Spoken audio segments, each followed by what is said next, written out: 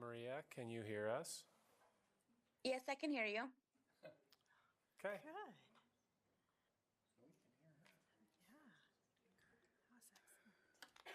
That was excellent. Okay.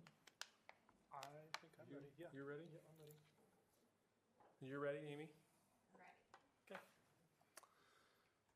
Okay, we will call the meeting to order. This is the time and the place for the regular board meeting for the Marshtown Community School District. It's May 20, 2024. Welcome to all of you joining us here in person. Welcome as well to anybody who might be tuning in and watching via the live stream. We'll do introductions this evening before we get going too far. Board members here starting to my left, Karina Hernandez and Leah Stanley. Maria Morales would be sitting between the two of them, but she is actually online, so she's here with us virtually. To my right, just Sarah Faltis tonight. To my left immediately is Dr. Theron Schutte, the Superintendent of Schools, and then to my right, Mr. Randy Denham, our Board Secretary. We've got Daisy Covarrubias Andrade here, one of our 3 student board reps for her final meeting with us, and I am Sean Heitman. We've got a pink sign-up sheet there on the speakers table for anybody who wants to address the board during public comment time. You will be given 5 minutes to address the board. Please understand that Iowa law prohibits the discussion of specific employees of the district or their job performance. And in accordance with board policy, board members will not respond to comments so that we can comply with open meeting laws. Did I miss anything, Randy? You got it. Got them all. All right. With that stuff out of the way, would you all please join me in reading the mission statement of the Marshalltown School District? We develop learners who have the knowledge, skills, and positive mindset to successfully pursue a meaningful future through personalized learning experiences. And please stand as you're able and join in the Pledge of Allegiance. I pledge allegiance to the flag of the United States of America and to the republic for which it stands, one nation, under God, indivisible, with liberty and justice for all. Turn off the lights and turn them back on really quick, just to get that glare off. Just to develop the ambiance a little bit.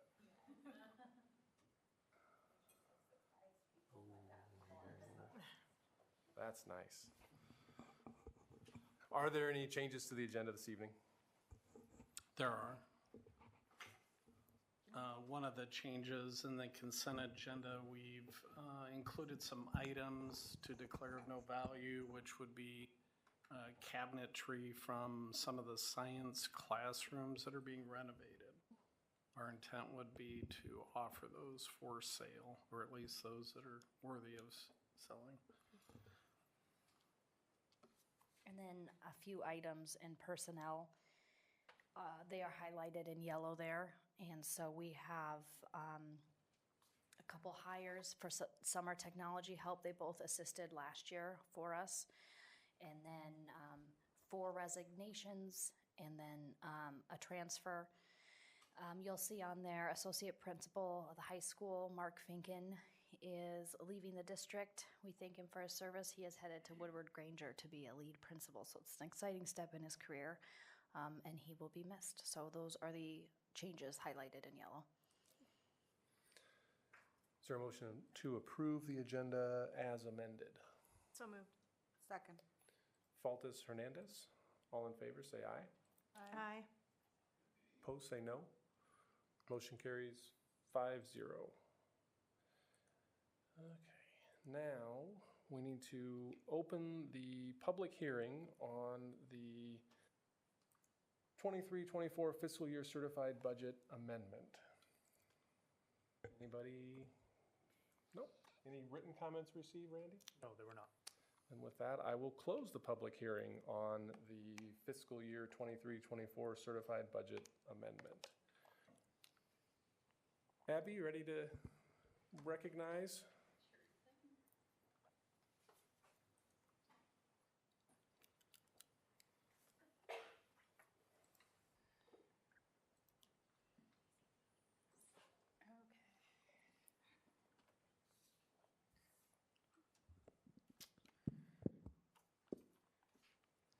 So starting off, Seal of Biliteracy recipients. The Marshalltown High School class of 2024 has 64 members who have earned the seal of biliteracy. To earn the seal, a high school student must achieve proficiency on a state English assessment and establish proficiency in another world language assessment. English learner and migrant program coordinator Rachel Inks is here tonight with some students who have received the seal of biliteracy, so I'll pass it over to her. Thank you, Abby.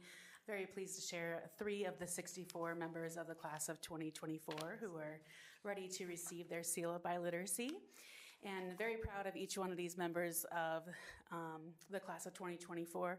We are continually climbing our numbers for Marshalltown School District, up again from another 10 from last year, and we hover right around 5 to 6% of the state of Iowa recipients in our district right here in Marshalltown, so that's great.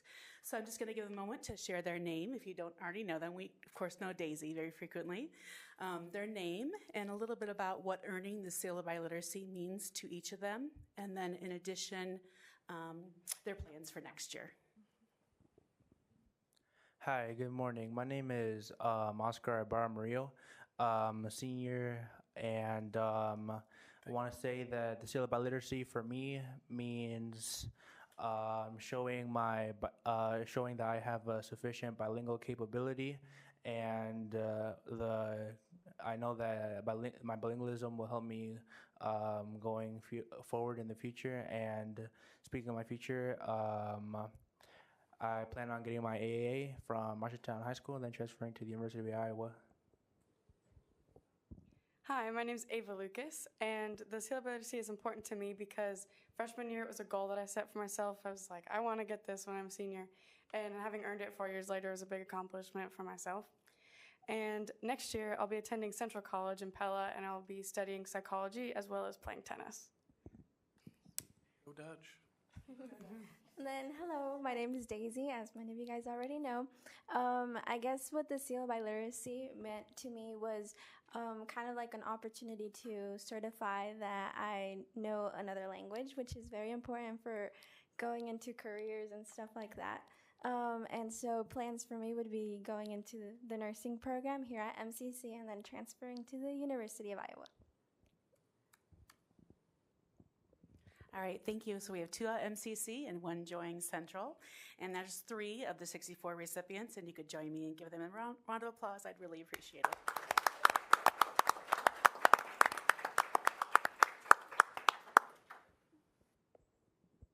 And this is the medal that they'll be wearing in case you want to look for that at graduation. Yeah, congratulations, guys. Thank you.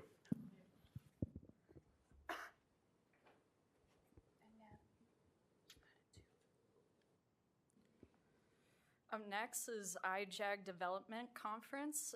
In early May, 5 of our IJAG students attended their first Skills Development Conference and participated in the competitions.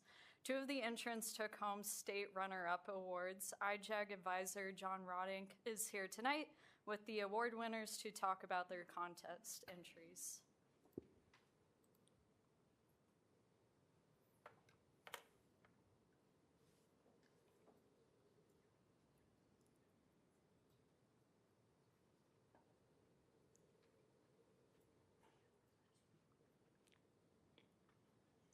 Well, hello, I'm not John.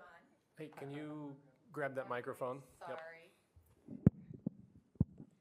Hello, I'm obviously not John. I just want to say thank you for allowing our students to be here tonight to share their great experience. I'm Wendy. I have the great pleasure to serve as the president and CEO. We also wanted to share that one of our students from the 11-12 program did go to National Career Development Conference. She won first at state and went to national. She did not have the opportunity to be here tonight because she's at work. And so she wrote a little something she wanted to share with you guys. Hold on a moment. So Rama says, attending the National Career Development Conference with IJAG was an experience full of opportunities, bringing together students and specialists from across the country to focus on career development. From the moment we arrived, you could feel the enthusiasm. The opening ceremony set a positive tone by bringing forth speakers that motivated us and inspired us to overcome obstacles. One of those speakers being the governor of Missouri. Then moving on to some of the most valuable aspects of the NCDC, National Career Development Conference, were the workshops and sessions they had lined up for us. Each workshop was informative and engaging. Workshops consisted of storytelling, learning different leadership styles, time management, etc. Another very beneficial part of the NCDC was the career fair.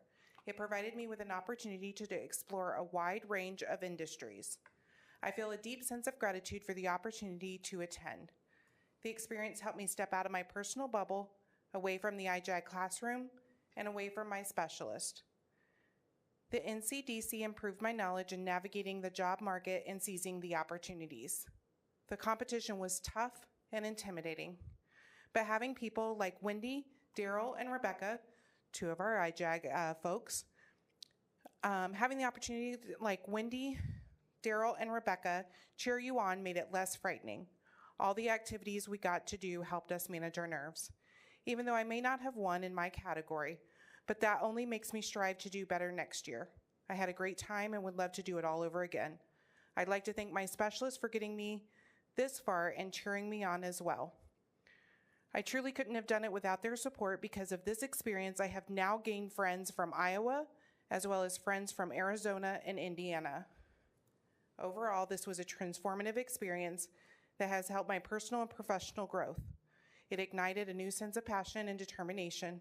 The invaluable lessons I learned and renowned confidence I have now gained will guide me towards a bright future ahead. I am John, by the way.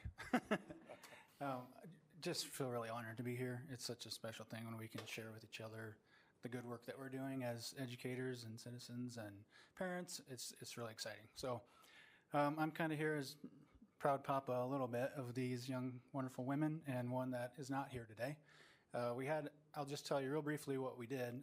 The Skills Development Conference was the first time that they've had this. I believe there were 56 programs from around the state. These three entered into, I forget, it's called the Love Project, which you remember maybe a few months back we talked about the IJAG bag, which is a gift bag to new students, especially international refugee students. Also, I've been told there's going to be 3 times as many next year. There's 3 cohorts instead of 1. So we're really excited about the opportunity to reach out to those students next year. But they spent some time packaging meals. I think it was 50,000 servings throughout the day as a statewide group. We had a time of leadership development with some students from Iowa State that talked to us. And then, of course, they were entered into the competition in which they shared their project, which they received 2nd place in the state. So I'm very, very proud of them. And then Adriana Maston, who was also there in the prepared speech, received 2nd place award as well. She's with an ailing grandmother tonight, so she couldn't come. But as I was reflecting on just the conference and my own personal feelings, I always feel like I want to try to articulate it just the right way. That can always be very hard. But I think the word that came to mind is just a sense of fulfillment and just feeling fulfilled. And I'm an amateur etymologist or a word nerd a little bit. And so as I looked into that word, it means from the Greek to level up a hollow. So if you think of like a weak or an undeveloped space and leveling that up, I feel like that's really what we're doing with these young people, whether it's self-assurance or confidence or just belief in oneself. I've seen that grow and develop. And I remember distinctly speaking to Adriana when she discovered that she won 2nd place. I said, did you ever think when I asked you to do this that you would get 2nd place in the state? And she's like, no, I thought I would have called you crazy. And I said, well, just think of what you can do now. And I also told her that I will now hold her to a higher standard because I know what she can do. So anyway, that's my 2 cents. I thank you for supporting us, for this program, for these wonderful people and the opportunity to go. And I'm just going to let them share a little bit about, you can talk about the program or the experience of SDC, or just say thank you, or just tell them your name, whatever you feel comfortable with. Thank you.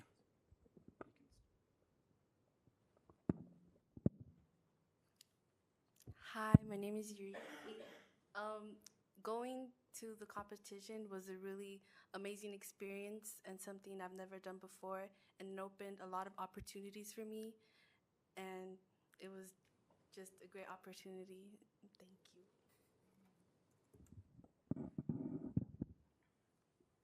Hi, my name is Bowie. I'm really happy that I got to experience IJAG, and I learned a lot, like helping the community and becoming ready for a job and stuff like that.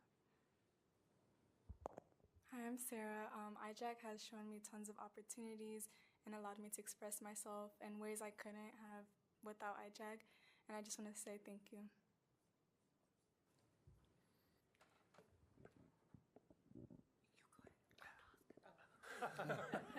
I want to say they're pretty shy, but I tell you what, Marshalltown represented themselves amazingly well at the Skills Development Conference. I had the opportunity to hear them speak, and also Rama at NCDC, amazing, amazing young lady who had just excelled even from before she got from Des Moines competition to getting to St. Louis. She really grew in her role, and she represented Marshalltown amazingly well. The competition was out of this world. People were winning by less than 1 point. And they had over 1,200 students that they were competing with, and over 400 students that these young ladies were competing with as well. And so they participated in all the events, from the packaging of food, and had fun. Was it fun ringing the bell? Yes. Yeah, but every time we got a table full of food serving, they rang the bell. So it was amazing. So I just want to thank you for supporting IJAG. You have 6 programs serving well over 230 students and making a difference and becoming future-ready Iowa leaders. So we are just pleased and blessed to be a part of their journey. Thank you for hosting us and partnering with us in this journey. Yeah, thank you. Anybody have any questions for the kids? Were any of you involved in middle school in IJAG when you were there? No? Yeah, so it's just been amazing for me to see how quickly this program has grown and developed over the time that I've been here. I remember when we sat down with IJAG state leadership to talk about, what we felt like we needed to do collaboratively in order to implement and build a program, and we started with one at Miller and one at the high school, knowing that it would eventually turn into 2 in the high school, and then MLA came on board, and now we've got the 2 latest additions. And at that time it was more about how do we help build our students into career readiness, not even thinking about having them go out and compete, in state and national competitions. So it's amazing to see what I'm not surprised at what our kids are capable of doing, but it's amazing to see what has been accomplished in a pretty short period of time. And it really, I've been involved with IJAG in 3 different districts over, 19 years. And what I've come to know and believe is that it all comes down to the teachers who are leading those programs. So kudos to you guys for providing our kids with this kind of service. So we give them a hand. Thank you. Thanks so much.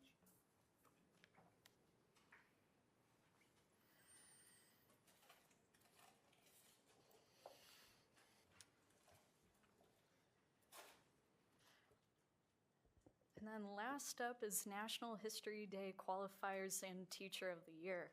Marshalltown High School has 2 national qualifiers for National History Day, 1 group performance and 1 for senior individual exhibit. They will present at the University of Maryland at College Park in June. National History Day coach Susan Fritzell was also recognized as the Iowa Senior Division National History Day Teacher of the Year. A great article from the Times-Republican about her as well.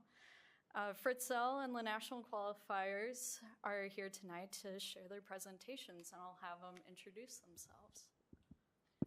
So I'll talk first, tell you a tiny bit about National History Day. It's a national competition, but in Marshalltown, we started with over 50 students going to the district contest at Central College, starting with fifth graders all the way through high schoolers.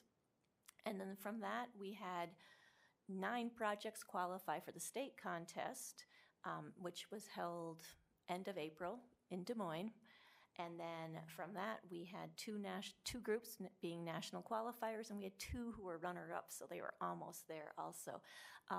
It's a lot of work. These guys started back in the fall with picking a topic that had to do with turning points in history, which is this year's theme. They started by researching and researching. We went to Iowa State University Library. They did interviews. They went online and found archival material. They all have bibliographies that are over 50 sources that are annotated. This is all for the love of learning. They aren't doing this for a grade in a class, which is just to me outstanding.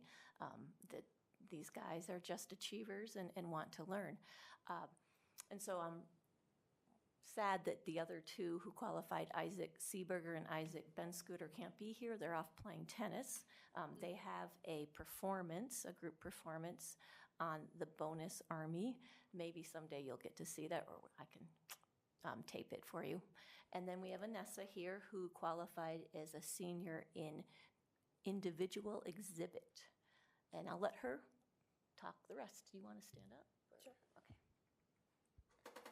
Behind me is my board. My project was about running towards gender equality, so I kind of focused on a turning point in history in terms of gender roles and sports. I chose when Catherine Switzer ran the Boston Marathon in 1967, and she was assaulted by the race director because he didn't believe women should be running marathons. And so these pictures were shared among the country nationwide and were kind of shown, and it altered the way, it started the conversation about why women weren't allowed to do sports, and it kind of altered the way women were perceived in society. And I talk about in my project about how it just created an enormous amount of opportunities for women. And yeah, this project just kind of taught me how to not only analyze a topic like this, but also just build a lot of knowledge about citing sources and things like that. So, yeah. What was your favorite quote? Favorite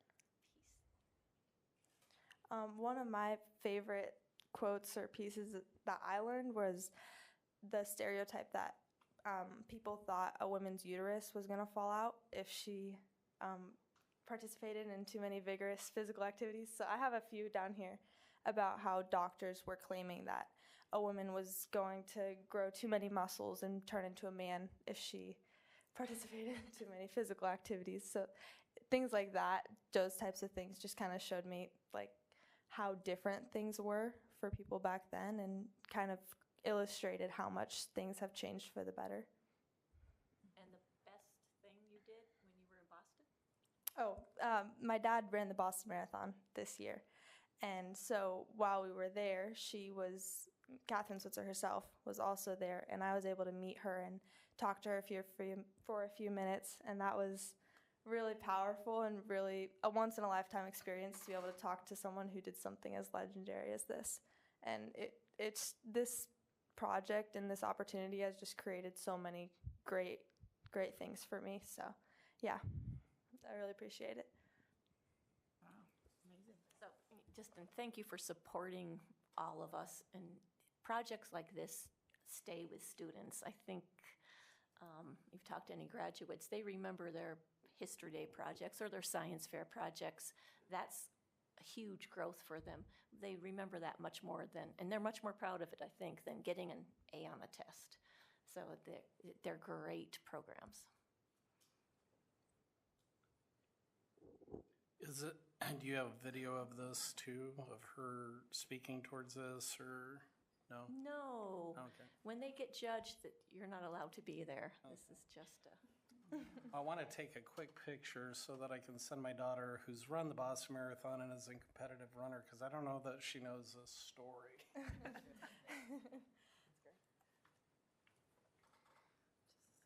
Pause the meeting. Take a selfie with it. He's getting right up there.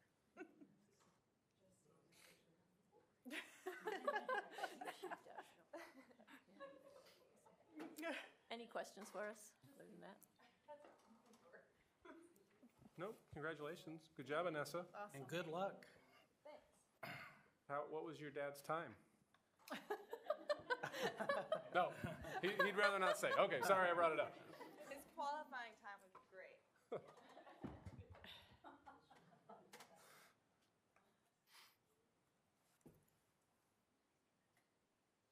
And Mrs. Fretzel, you walked away before we could all say congratulations to you on your award. Thank you. Very well.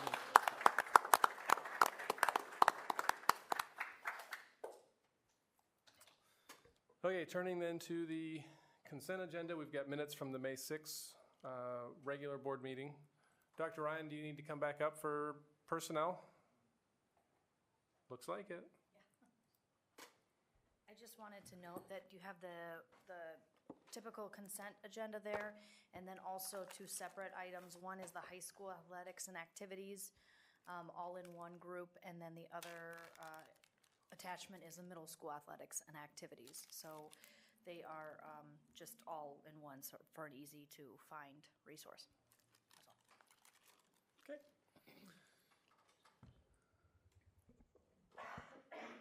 In interagency agreements and contracts, there's an agreement with Instructure for the 24-25 school year, and that's Canva, right? Canvas, sorry. Memorandum numbers, 3 memorandums of understanding with Iowa Jobs for America's graduates for the 24-25 school year, one for MLA, one for the high school, and one for Miller Middle School. A speaking agreement with Eric Ream,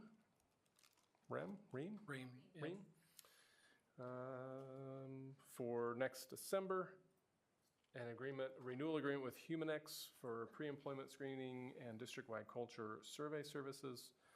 A rental agreement between JP Party Rentals and the high school for inflatable rentals for field day.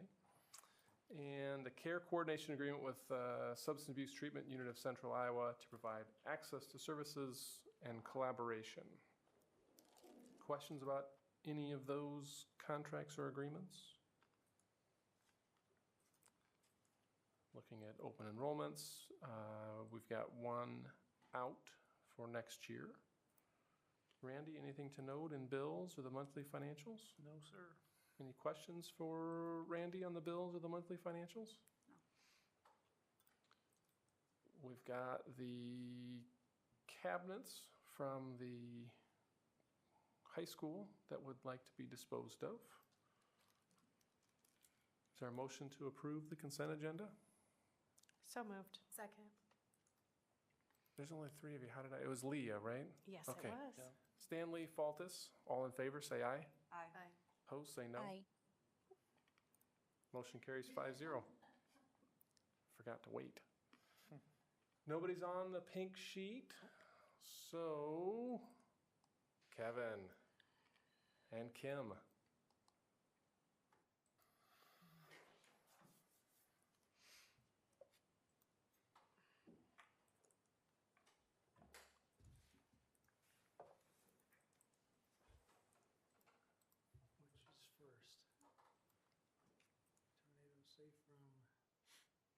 Change orders first. So we don't have any change orders for the Tornado Safe Room project, but we have 2 for the Career Tech Ed and Science project. Son? Yeah, we thought It is. you could give us an update too You of bet. where those projects stand. Well, we did a walkthrough just before tonight's meeting to see exactly where they stand. A lot of concrete block is going up. There's 3 different locations where they're laying up blocks, so it looks like it's going to be done pretty darn quickly. We got a full update on the schedule. There's a lot of plumbing work to do yet. They've got another full 3 months worth of work before the tornado safe room is completed. The career, any questions on the tornado safe room? Well, I have one, but it's a really silly one. But I'm going to ask it anyway because then I can answer the people who've been asking me. So on the north half of that, there are 2 square windows in the upper level. What are those for? The north half. You know what I'm talking? On the north wall. The facing the football field. Because I was at a soccer game. Is it for exhaust or ventilation? Is that what it is? That's We were at a what soccer game and everybody's like, what are those two squares for? I'm like, I don't know. That's the emergency generator room is there, and the mechanical room are in that corner of the building. So it's ventilation. Yeah. I will fill them in. So Thank you. all that equipment has to be indoors for the tornado safe room. That's all. Yeah. Okay. We hope to see the roof get installed soon. I think that's finally gotten worked out. We had some challenges with the product and the color, and then when we asked for a different manufacturer, the original one came back and said, oh, I guess we can do that, when they found out they were going to lose the job. But overall, it's on schedule. There's a lot of people working on the project, so it's moving along very well. Okay. Any other questions? Okay. Career in tech ed, additions and remodel. Everything's a little bit wet today from the rain last night. But about half of the roof deck is on in the courtyard above the new science labs and spaces there. This roof structure is in place. Concrete block walls, the majority of those are up, but not all. They're leaving spaces open so they can easily move things in and out, so not everything's in place. They haven't made all the smaller openings yet. Working on some piping there. The addition obviously has the roof on that. There were people working on that today as well. It's moving along pretty well. It's on schedule. We went through a detailed schedule today during the progress meetings. The shop spaces and the new classroom. Most of those concrete block walls, again, are up, but they left some of the openings there so they can easily move equipment and kind of the dumpsters and the mortar carts and things back and forth, and piping and stuff. The one thing that is maybe behind schedule is the greenhouse, and we're going to talk about that tonight. But it will come as a bit of a kit, pre-engineered kit. So construction on that should not be a problem over the summer. So we have 2 change orders. Change order number 1 is a summary of about, 7 or 8 items? 7 items, one of which is a credit for some flooring that doesn't need to be done. There are lots of small items there. The biggest one, the $22,000 one, is pretty much all labor, and it's related to removing a ceiling above a ceiling. So that shop area had a plaster and lath ceiling with wire lath all the way at the bottom of the concrete floor structure. At some point, another ceiling was installed below that. Well, for us to do all the new piping, ductwork, both ceilings needed to be removed. So this is to remove the ceiling above the ceiling. So our bidding documents identified removing the ceiling, but not both ceilings. So that's the $22,000 ad. They had to have equipment rental for that to do all that extensive removal. That ceiling is all gone. New piping is, a lot of it has gone in. So that all bundled together as change order number 1. That change order comes out of the contingency. So we had a contingency allowance built into the bid, so there's no change in the contract price. It just starts to reduce that contingency. Change order number 2 includes 2 CORs, which are change order requests. Number 13R1, that's related to the greenhouse. So this is a bit of a longer story. We selected a greenhouse. We wanted to get a local manufacturer, so we went with Farm Tech, which is a very large farm equipment and greenhouse manufacturer out of Dyersville. They provided us the spec for the unit to include in the bid documents. We budgeted $150,000 for that greenhouse, knowing what we wanted. When we were reviewing the shop drawing submittal, we found that the greenhouse that was being provided was a much smaller, less quality unit, a $30,000 unit. And we are changing that to the unit that we really wanted. The mistake was we were given the wrong specification. We were given a specification for a much cheaper unit, same size, much cheaper unit. So we're getting a $130,000 price for what we budgeted for $150,000. It was not in the bid. What was in the bid was the $30,000. So it's a $101,000 add to get the greenhouse that we originally wanted and thought we had included. COR 15 is actually a credit, and it is related to auto lifts in the small engines and auto shop portion of the project. That aspect of the project has changed. That one space has changed a few times. Whether or not we really needed an auto lift, are we really going to have auto mechanics in the space, or is it just going to be small engines? We had both a 2-post lift and a 4-post lift in the specifications because we weren't sure exactly which one we were going with. We left them both in. Both were included in the bid. There's only room for one. We really only need the 2-post lift. So we're getting a credit for the 4-post lift that was in the specs of almost $67,000. So we have an add and a credit, and the difference is the, $35,000, which also comes out of the contingency allowance. So these 2 change orders will reduce the contingency allowance down to about $127,000 remaining. That's not all the contingency we recommended. It's a portion, just a little less than half of what we recommended for total contingency for the project. We do have some more changes that we know they're going to be coming. We heard about a couple this morning, but these are some of the bigger ones. So there's no change in the contract value. These are just being billed against that contingency allowance. Questions? No. If they're trick questions, Kim will have to answer them. She knows more about the detail of change order number 1 items.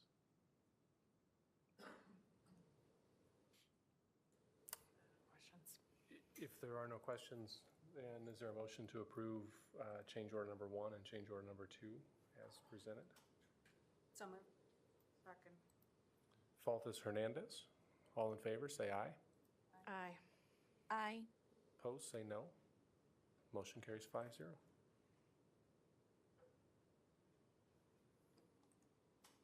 Orpheum. Before we jump to that, we do expect that we will have a change order on the tornado safe room at the next school board meeting. We don't have all the quantities on that yet, and there is no contingency allowance on that project. So it will be a change in the contract amount when we get that one fully negotiated. We spend a lot of time with the contractor to make sure that the quantities and the pricing is accurate first. Orpheum.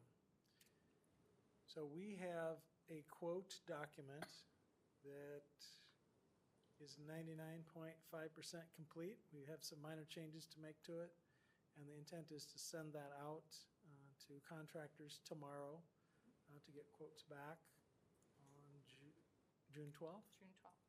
June 12th.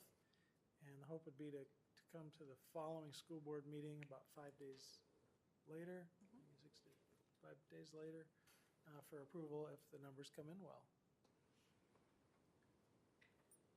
Any questions on that document? Theron, can you give us just kind of some background on the kitchen and the Orpheum and what we feel like we need for a kitchen and why?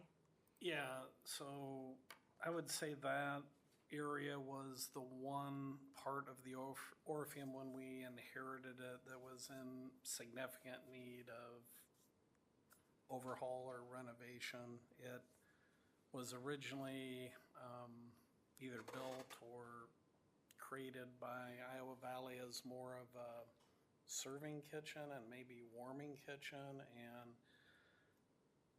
even if we were to continue with it as such, a lot of the equipment left along with Iowa Valley when they sold that to us, and or needed to be replaced. And between Iowa Valley's use, community use, the county's use as a holding area for jury trials and stuff like that, it just completely needed to be revamped. And so what it is that we've built out is for it to be a small production kitchen versus a warming kitchen, so that not only for our own uses as a district and or as an extension of what we hope to be a student-run coffee shop that would be open second semester, that it would be a space that,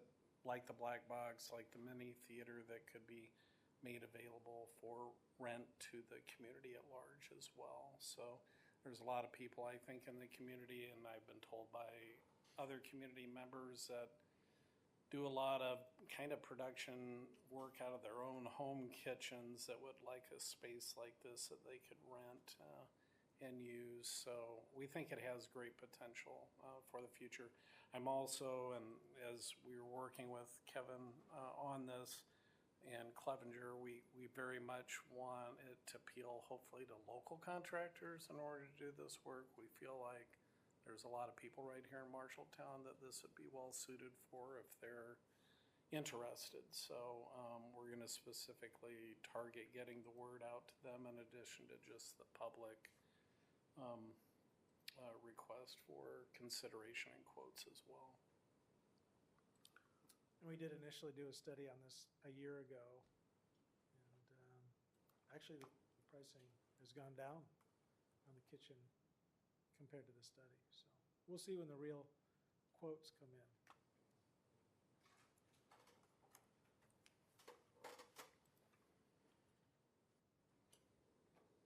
Any other questions?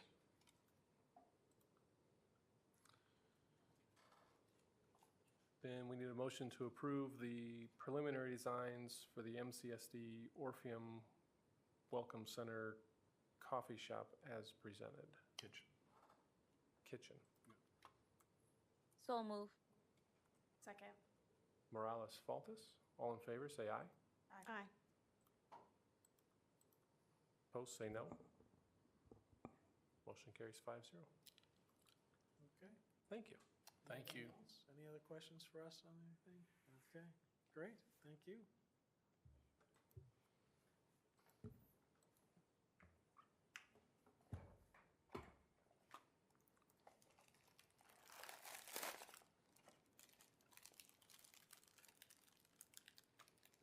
Hi, Todd.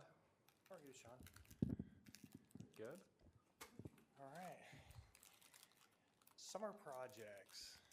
I'm going to say on here, general list. It may be easier if there's any you have questions on. Maybe you can walk people through the process that's used to identify these. Yeah. Yep.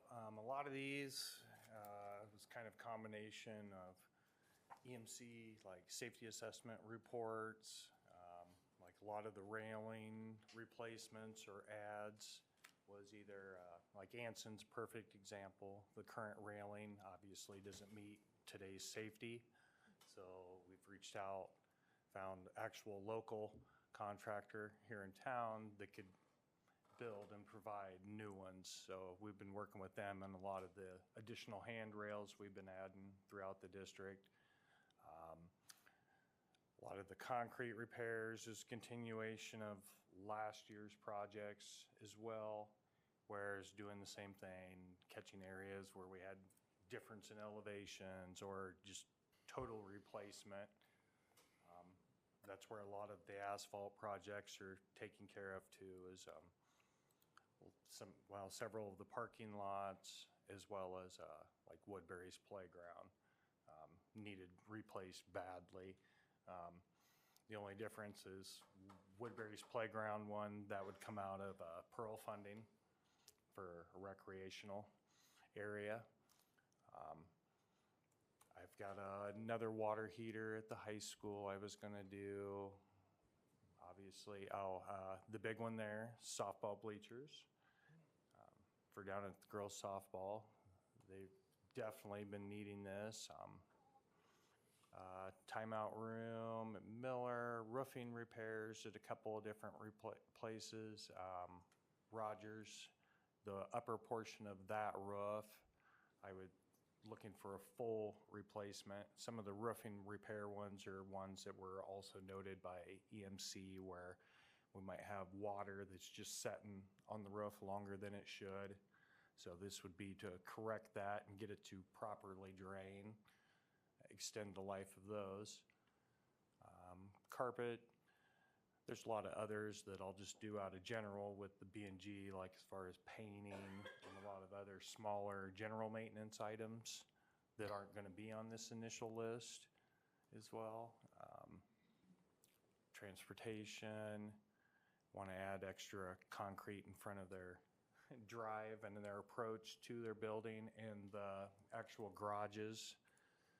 It collects water and it's just nothing but a muddy mess. Just to help promote that runoff. Yeah, like I said, this year it comes up to a total of $845,000. Generally, I would spend $500,000 for summer projects, but there was a lot of needs and a lot of things to try to keep on task and stay ahead of and get these done. The softball bleachers. Yes. Before or after the season? This would be after the season. Unofficially, it'll be a local contractor, but as soon as season's over, those, just to give you a good look of what they'll look like, they'll be similar to the baseball ones now, where they're the connected, your main bleacher. It'll actually have a concrete pad underneath the whole thing. So the gravel base that you see on the current set won't be like that. This one would also have a small press box to go along with it. So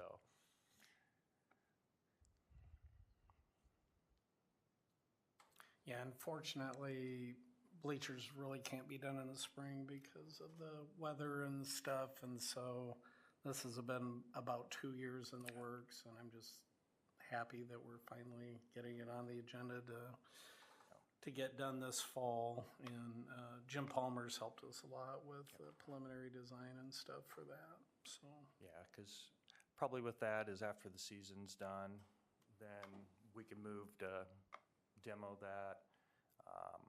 I'll do a separate concrete contractor to get that portion set up for him. But then, you know, like they said, they can work on that in the winter time as long as they've got the pad there. So definitely it would be finished and ready for next season.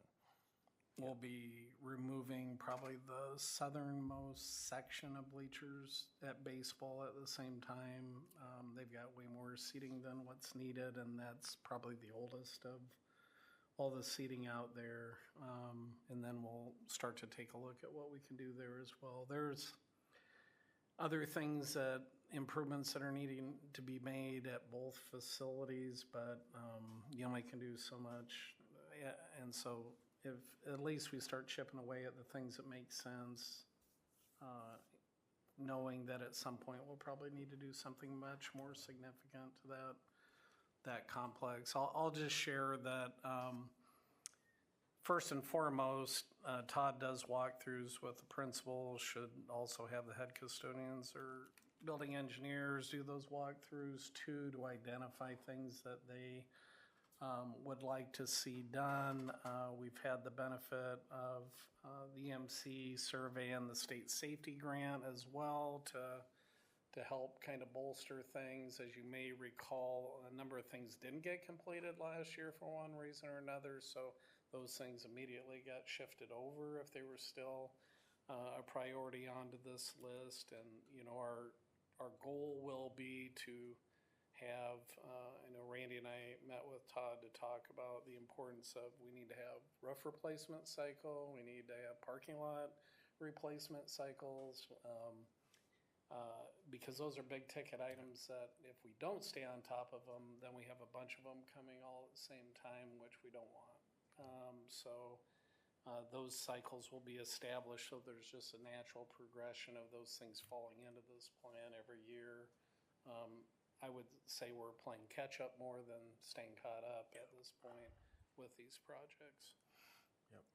Anything big that the building principals pointed out that didn't make it to the list?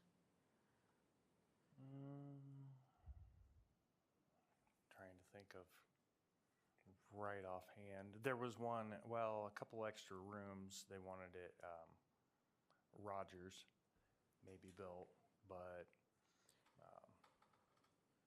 you know, there's some of that. I kind of like check with the new building principal when she arrives and see if that'll work for her on some of those.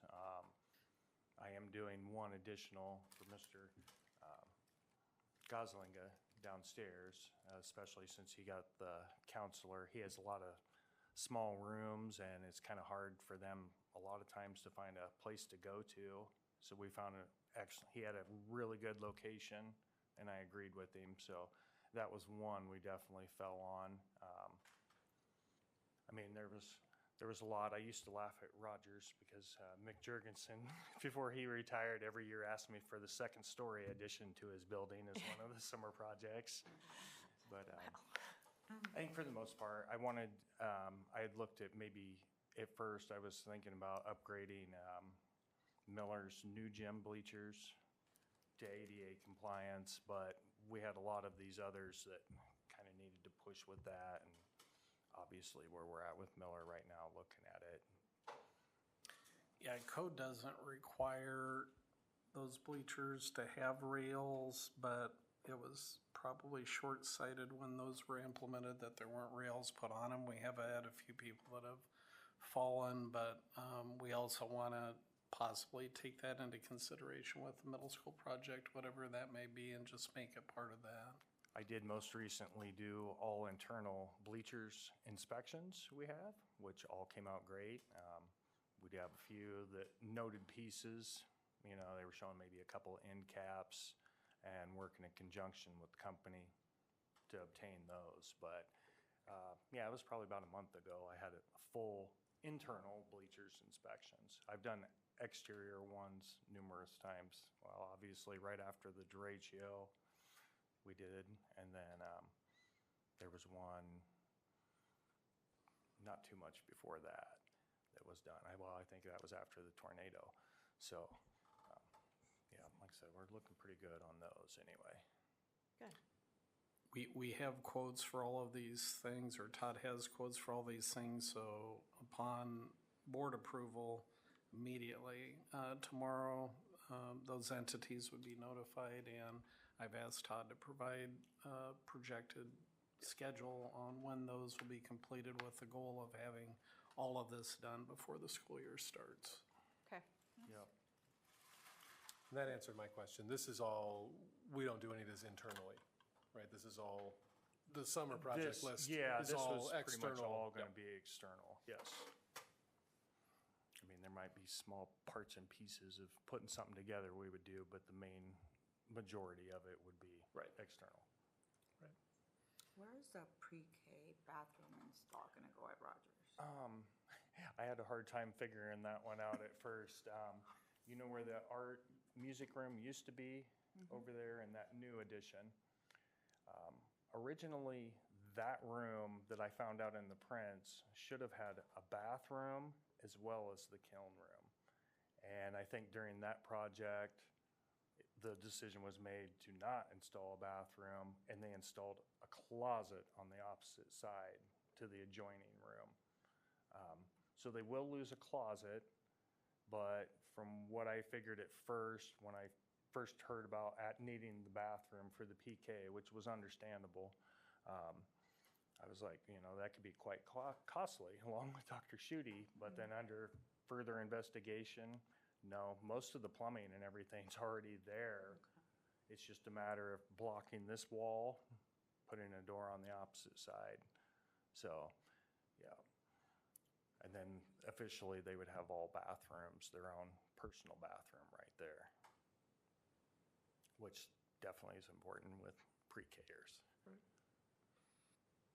I think when that work was all done in the early 2000s, that the cost came in way above what was budgeted for that project. And so there were a number of things like the second floor at Rogers and the restroom probably, I'm assuming, and some other things that were just cut from the project in order to make it come within budget. But it benefited us here, so for that. Any other questions or comments? Thank you. Yeah, you're welcome. Then is there a motion to approve the summer project list as presented? So moved. Second. Stanley Faltis, all in favor, say aye. Aye. Aye. Aye. Opposed, say no. Motion carries 5-0. And as I get those contractors notified and everything, and dates scheduled, I'll update you this summer. Sounds good. Thank you, Todd. Thank you so much. Looks like a lot of summer help has been hired. Mrs. Fritzell.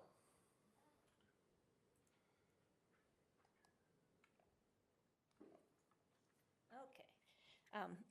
This is just a formal request to allow me to take these 3 students to Washington, D.C., actually University of Maryland in College Park, departing June 9th for the opening ceremonies that evening, and then returning June 13th after the closing ceremonies and awards. We'll be staying at the University of Maryland in the dormitories with lots and lots of students from all over the country, using the dining hall there, and then competing.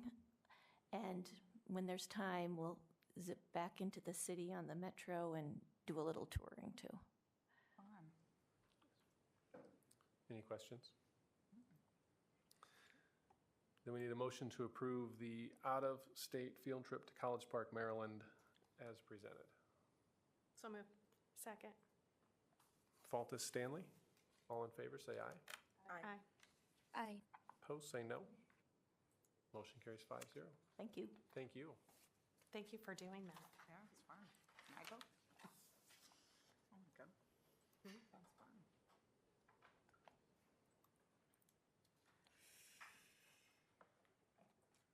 Okay, I put a time limit on all of these presentations, so we're hopefully going to give you just the right amount of information, and if we don't, you are more than welcome to ask us questions, but my team really likes to give you details, and they are important details, but we also understand that there's quite a few presentations tonight. Exciting work. Yeah. So I have Rachel Inks with me. Go ahead and take it over. Thank you, Shauna. We're experiencing a newish need in our district.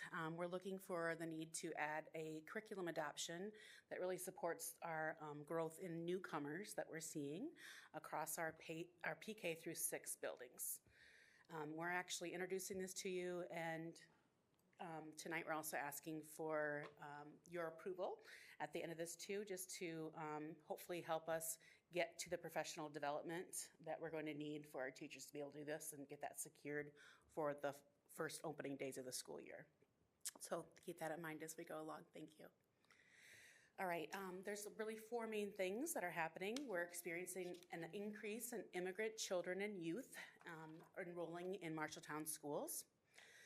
For the purposes of what the state Department of Education indicates for immigrant children, they are children who are not born in any U.S. state and have not been attending one or more schools in any more states for more than 3 years. So it's not just that our immigrant students are born outside of other countries, they also have not had 3 years of academic experiences in the United States as well. Okay, important distinction to keep in mind. Due to that increase in 2023, MCSD had received a supplemental allocation of federal Title III funds that are earmarked for immigrants. The state of Iowa keeps 10% of their total Title III funds and retains those and allocates those to the districts that are experiencing this increase. And the statistics from the increase were from the 2021 fall, when we had 108 immigrant children. Moving into the 2022 fall, we experienced that increase to 158 students. And I'll tell you that in 2023, the fall, we were at 189 immigrant students. So we again experienced another increase. And over the course of this year, since I'm close to the Welcome Center, I also know that our net leaving the district is also 48 more immigrant students over the course of this school year since October 1. So I'm anticipating, of course, fall of 2024, we'll also have another increase as well. And Rachel, this is the first year that we've received the immigrant. Yes. I checked with Randy when we received this. I hadn't recalled it, and he couldn't find the last time either that we had received the Title III immigrant funds. So this is just a kind of a quick, fast receipt of our students that are meeting those immigrant markers, and that is why we received that burst of funding. So that's not a guaranteed funding. It's just we are notified by the state that we have received that funding. The purpose for those fundings is to really target language instruction for immigrant children, and it is to be supplemental on top of what we already do with our English Learner Program. So I'm just going to give you a little bit of insight on what we do with our English Learner Program right now. Since this is before you to support our PK through 6 buildings, at our PK through 6 buildings, we use a program called Language Studio. Language Studio is the partner English Learner Program that matches your English Language Arts core curriculum. So we use Amplify CKLA, and so does the core classroom, and we use the companion for that. And that's really helping students make sense of their whole day, wrapping that layer of support around them. So we need to add on to what we're offering for our students in order to help them meet those unique needs that come with being an immigrant youth or child. We already do have something that we have been using, but I just want to point out that what we do have lacks. And this is why we're coming before you to ask for updated and a more well-rounded program. So we had turned to National Geographic in the past for newcomer support, and we had been using Explore Our World from 2015. Unfortunately, we had to have CD-ROMs to make that work, so we're really out of date on that one. So we definitely know that all of our PK through 4 buildings need a new one. And at 5-6, we did have time zones. We've had that for a couple years now. But what we're missing at the 5-6 level is the systematic and explicit phonics instructions that our students, some of our newcomers, do need to really transfer that language from their first language over to their second language and really work on that word attack. So we're turning to Vista Higher Learning, and we are leaning on Get Ready programming. It's called Get Ready SAIL, which helps our very primary elementary newcomers, and Get Ready SOAR, which spans 4th grade through 6th grade. And a little bit about the process that we use to go ahead and settle on that. I'm part of a statewide Title III network, and we have a monthly meeting, and we have subcommittees. One of the subcommittees that I work on is the Newcomers Subcommittee. So we had been checking out some of the curriculum that was really written that was very up to date with our Newcomers series. And I drafted a service plan for what it would look like to fold more intensive time in to serve our newcomers, and also left a placeholder for curriculum materials to lead that work for our ELL teachers. Had several opportunities for principals, instructional coaches, and our ELL teachers to provide feedback. And we made some adjustments to that as well, and have made that very explicit on making sure that we're protecting our core. And then we're also adding in opportunities for this to happen at a time that makes sense for our students, so they're not missing out on the general education opportunities that our students have in Marshtown schools as well.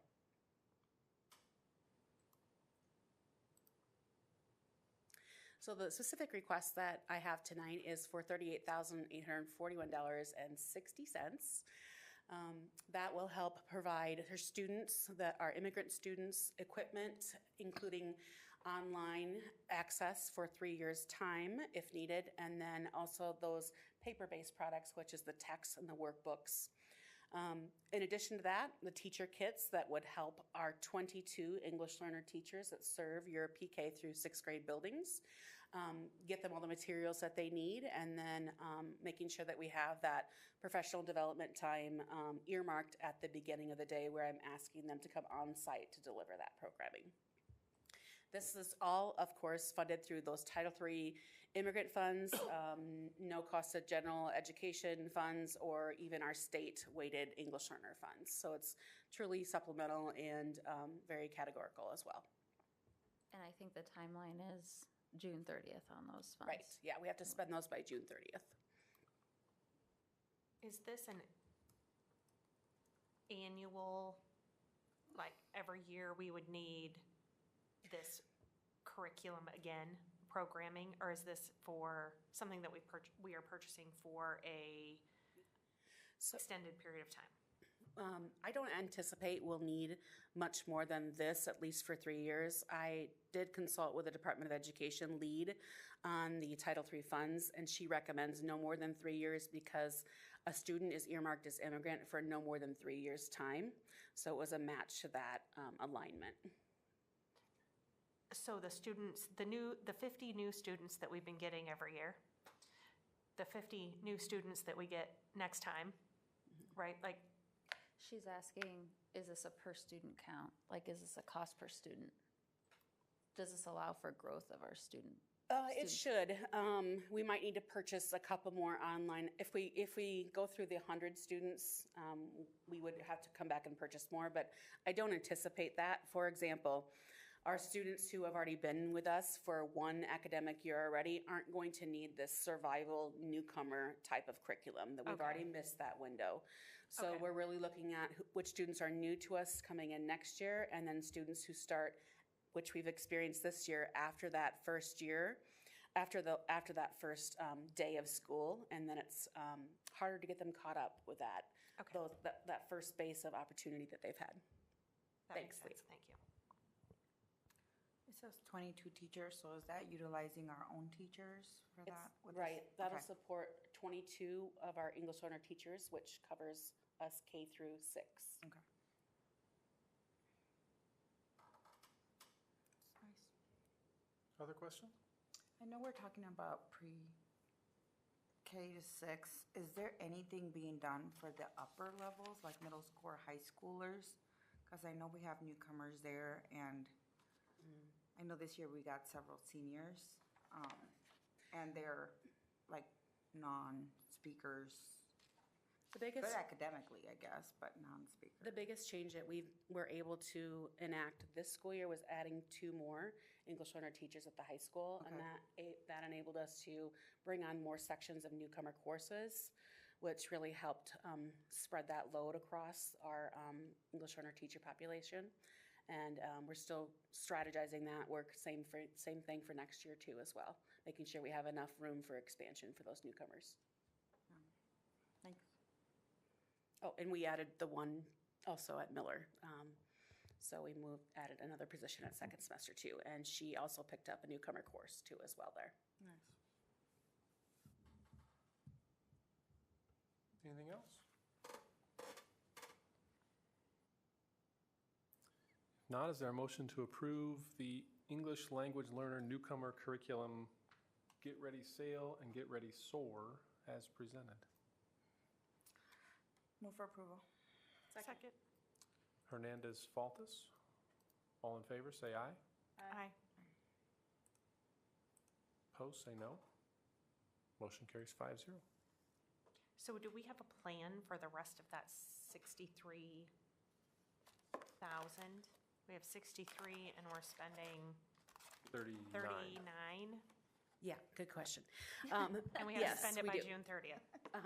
And I'd have to go back to Randy to really detail that. Like I said before, this year, we didn't have Title III. We had Title III that came to us, but now we have 2 different pots of Title III. So part of that is really teasing out those, we've talked about this, teasing out those line items and really being discernible between which ones are for our immigrant students and which ones really fit across all English learners. Okay. In addition to that, this year at Woodbury and at Franklin, 2 of the teachers delivered an after-school program that we titled Let's Learn English, and they added on any new students that were in 2nd, 3rd, and 4th grade for Tuesdays and Thursdays after school. And we'll really look to see to continue to implement that next year. But if we don't have the immigrant funds that come our way, then we'll have to figure out some way to do that because that was a good experience for those kids. Okay. Thank you. Next.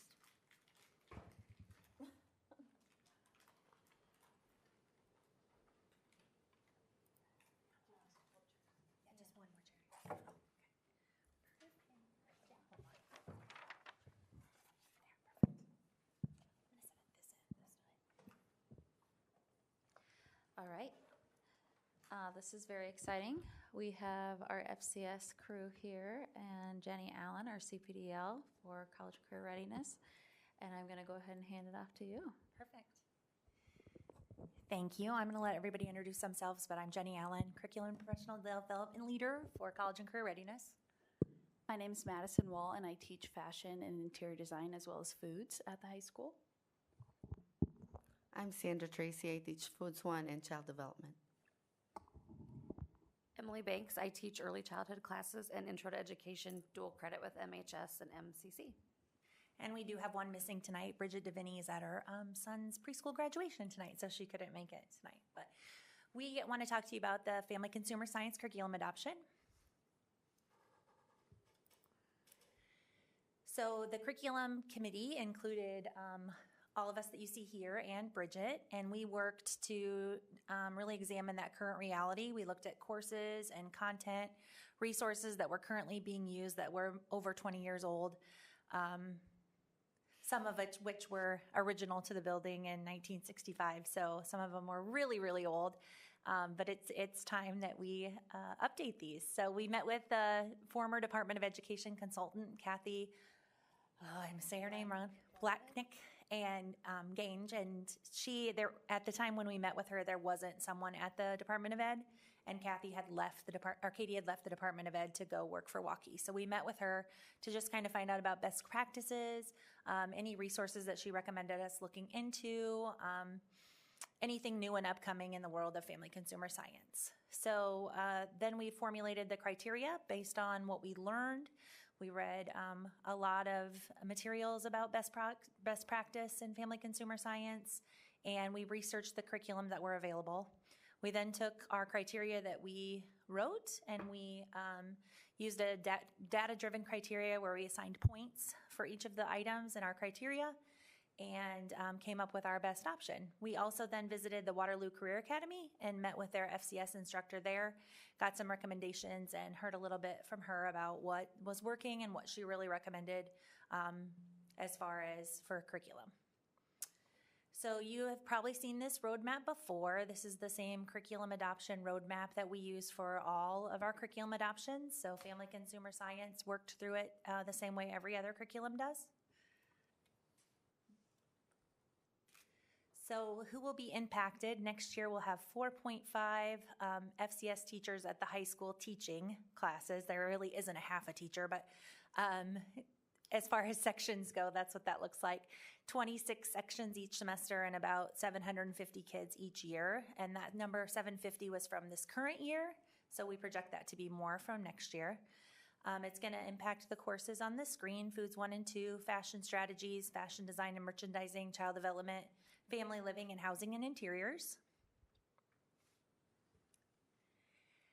And the curriculum we landed on was the Glencoe Wilcox curriculum.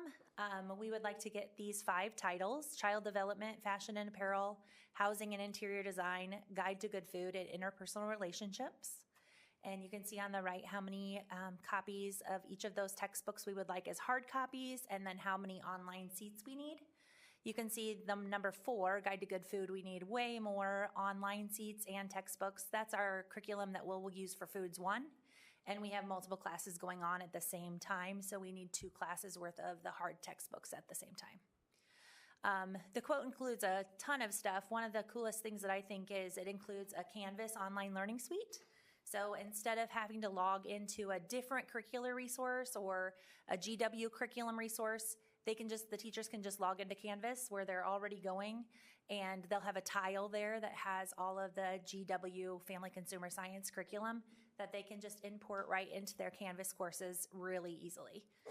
So this includes that online textbook, online workbook assessment, interactive materials, teacher resources, PowerPoints, and then videos and tech support. So besides the textbooks and the physical things, we would also ask for approval to purchase these things. These are just other curriculum resources that we would like to have to supplement our curriculum. This is for the Real Care Babies starter kits, and this comes with the Real Care Babies and the actual curriculum.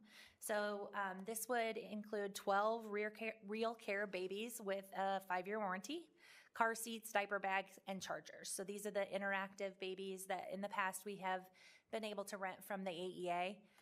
They're getting kind of worn out, and we would like our own set because we use them a lot. We have really big classes. It would also include what you see in the lower left-hand corner, which are the quints. So that's 5 babies that have special needs. So there would be a Down syndrome baby, a shaken baby, a drug-affected baby, fetal alcohol syndrome baby, and a preemie baby. It includes curriculum that comes with this, and it's about 34 to 40 hours of curriculum that go with the Real Care Babies.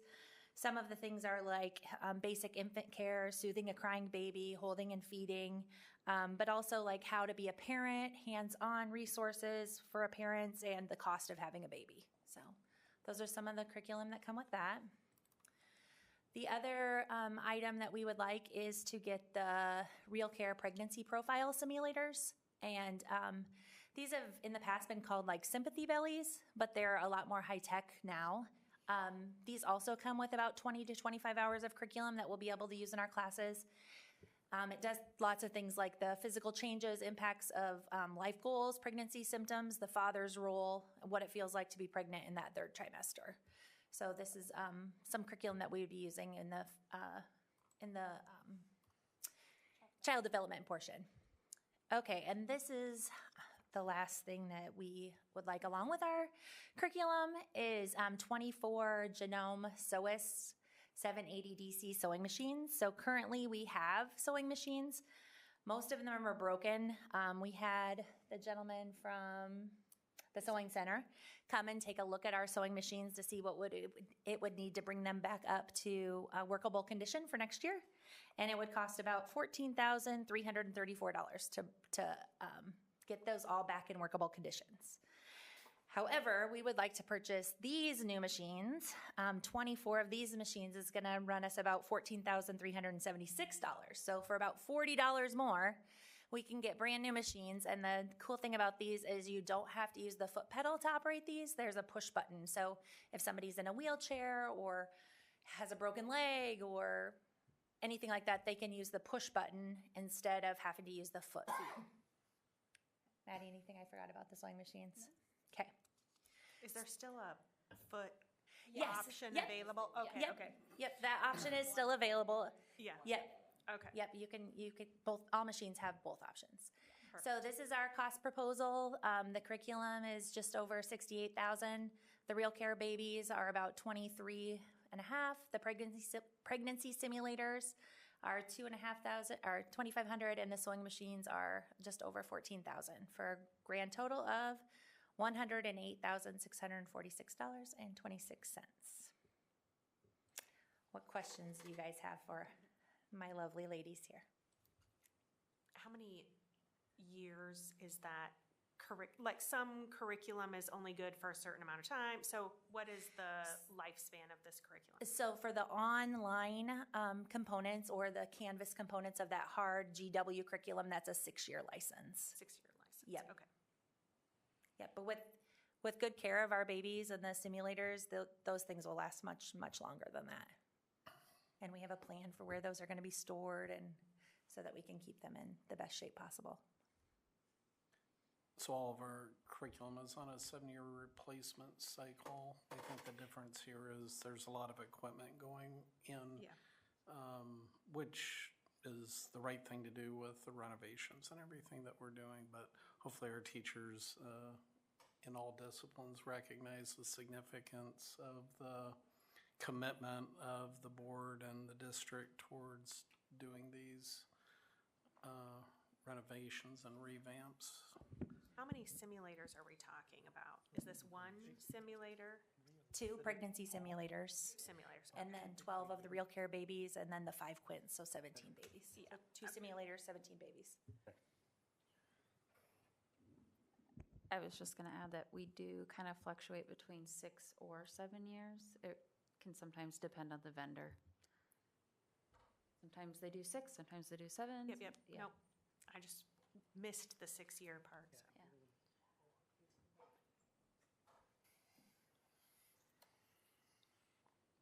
It's going to This be an is amazing open house, right? It is. Yeah. This is a discussion, so I think I'll be back next board meeting to seek approval. But if you guys have any questions in the meantime, you can shoot them my way. Thank you, guys.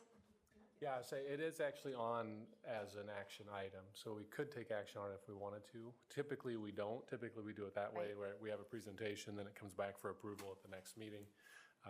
But it is on as an action item if, All these are. yeah, All of them are. all of them are. So That's up to you guys. You don't have How to take action on it. Well, We I mean, I we was just going could. to say, how do we want to, Well, we just did on the last first one? That one Yeah, had that to was be kind of a spent one-off by- because of the, yeah. But I'm not opposed to it. I'm just, I guess if we were going to potentially take action on them, my question, Randy, would be, are all of these items that are going to be proposed to us today within the budget, and we have a plan for how we're going to pay for them or continue to pay for them? They're all part of the general fund curriculum cycle. Okay. Except for Rachel's, the Title III. Well, yeah. Okay, so this is all planned for our, we're staying within our planned budget if we would so decide to take action on these tonight. sounds like it, yes. Okay. Yep. Yeah, I Then think I'm with, okay either way. I mean, typically, we would like to follow the process of board presentation and then requesting for approval. We probably need to do a better job of being explicit with Maria in terms of what needs to be included, whether it's just a presentation discussion or whether it's a presentation discussion and action. I would say because of the lateness of the year that all of these are coming forward, in order to best ensure that we get all of this, especially the equipment and stuff for the beginning of the year, that if the board's comfortable with knowing that this is built within the budget, that I would recommend that we approve it if you're comfortable doing that. I'm okay with that. Then is there a motion to approve the Family Consumer Science curriculum adoption as presented? So moved. So moved. Oh, let Marie. So Morales, Stanley. All in favor, say aye. Aye. Opposed, say no. Motion carries 5-0. Thank you. Thank you. We want to see the babies at the open house. Yeah.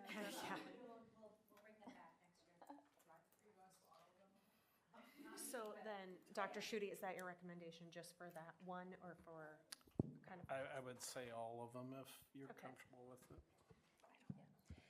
It's helpful. It shortens up the next meeting slightly. Yes, it does. Like, That's after if school's we're out okay, anyway. if we're okay with it, if we have questions, we can postpone.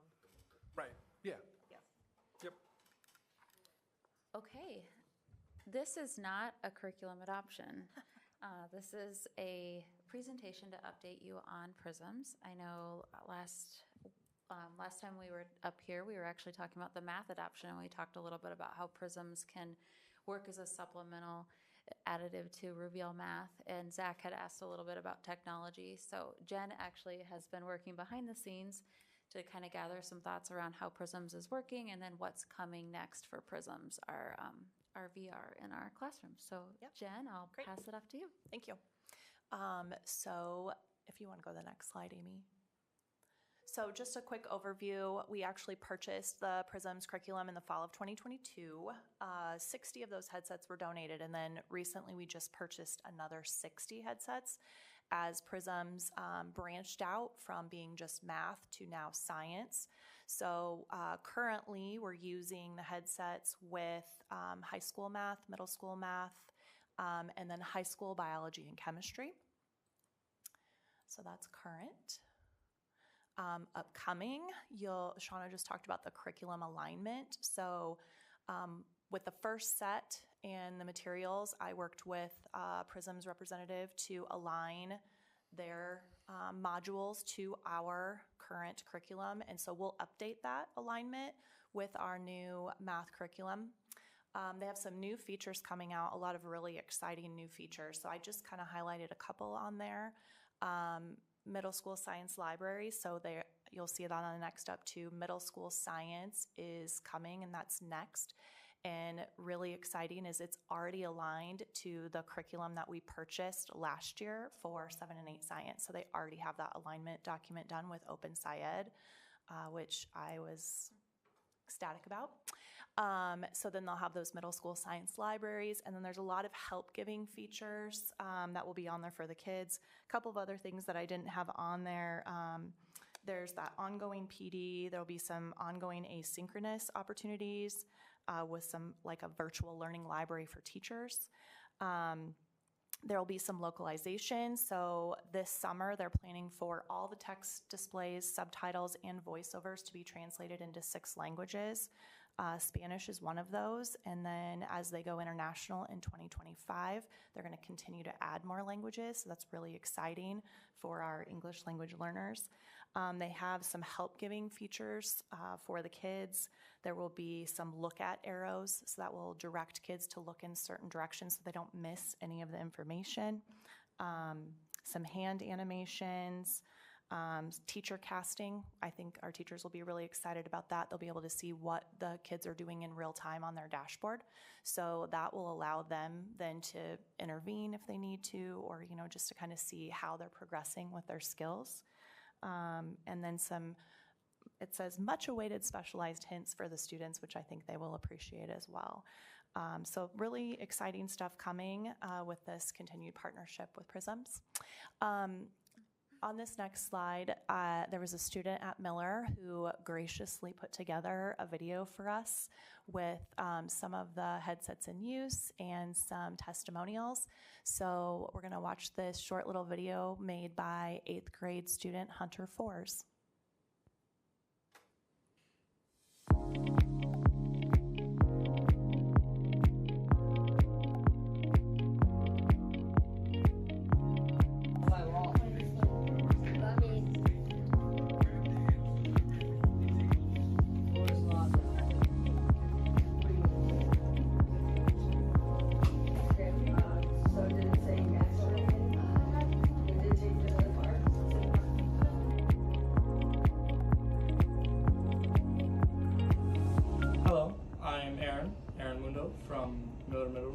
And I'm here to talk about the benefits of having virtual reality in a school such as this. I'm in an algebra class that has used virtual reality before, and I think I can confidently speak about how easy it would be for students to be able to connect with their subjects that they are learning, such as algebra. My name is Dan Hugginson, and I'm a 7th grade math student at Miller Middle School. I like to have the opportunity to do VR because I get to try something new, and I get to do math in a different way. Hi, my name is Costa Muscatelli. I am a seventh grade I'm a 7th grade student at Miller Middle School, and my favorite thing about the VR is that it's more of an interactive and it's a one-on-one, in the VR. Instead of the teacher teaching to everyone, you get your own little lesson inside the VR.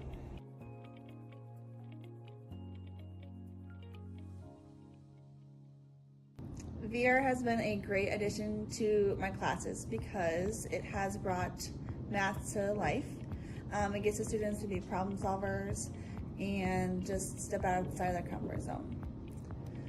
The major benefits I see in the VR, it connects math to the real world, and we need a lot more of that in our classrooms. Hi, I'm Brandy Fisher. I am the Math 8 and Algebra teacher at Miller. And I just wanted to share with you guys that the kids, when they do VR, get to go into a real world situation and basically play a video game. They get to manipulate the situation. One of my favorites is the one about exponential functions and spreading a disease. And they get to watch how shaking hands and things like spreads it all over the city.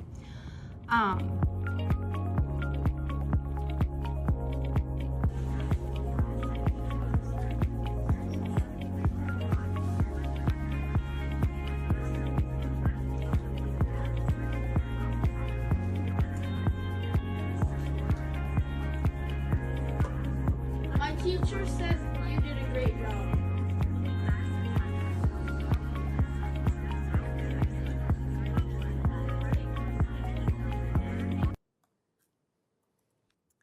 The one thing I should have told him is to like put a slide on there about himself, because Hunter did all of that work, which was amazing.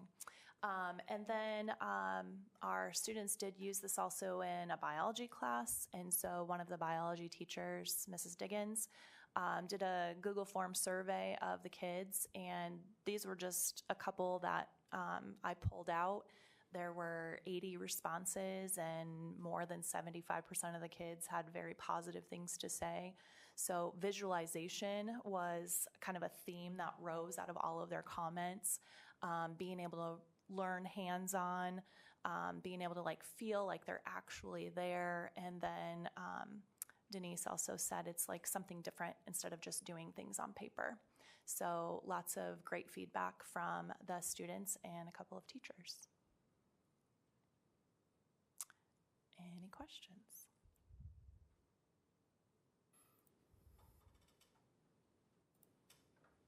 Doesn't look like it. Great. Thank you. Thank you. No, good. Next. Stuck What with do we me have again. next? Is it science? It's science. Science, Okay, yes. That's supposed to say 912 recommendation too, not 7. I apologize. Oh, yeah, I wouldn't have even seen that. Okay, before we get started, I just want to remind you, last year when we were presenting our curricular adoption for science, we ended up adopting for 7 and 8, and we said we wanted to hold tight for 9 through 12. So that's why it feels like we're adopting science 2 years in a row. That's actually, we're coming back to you now that we've had more time to explore what the high school was able to adopt. So I do have a teacher colleague here with me, and I'll let him introduce himself. Hi, I'm Greg Schaefer. I'm one of the veteran teachers at the high school.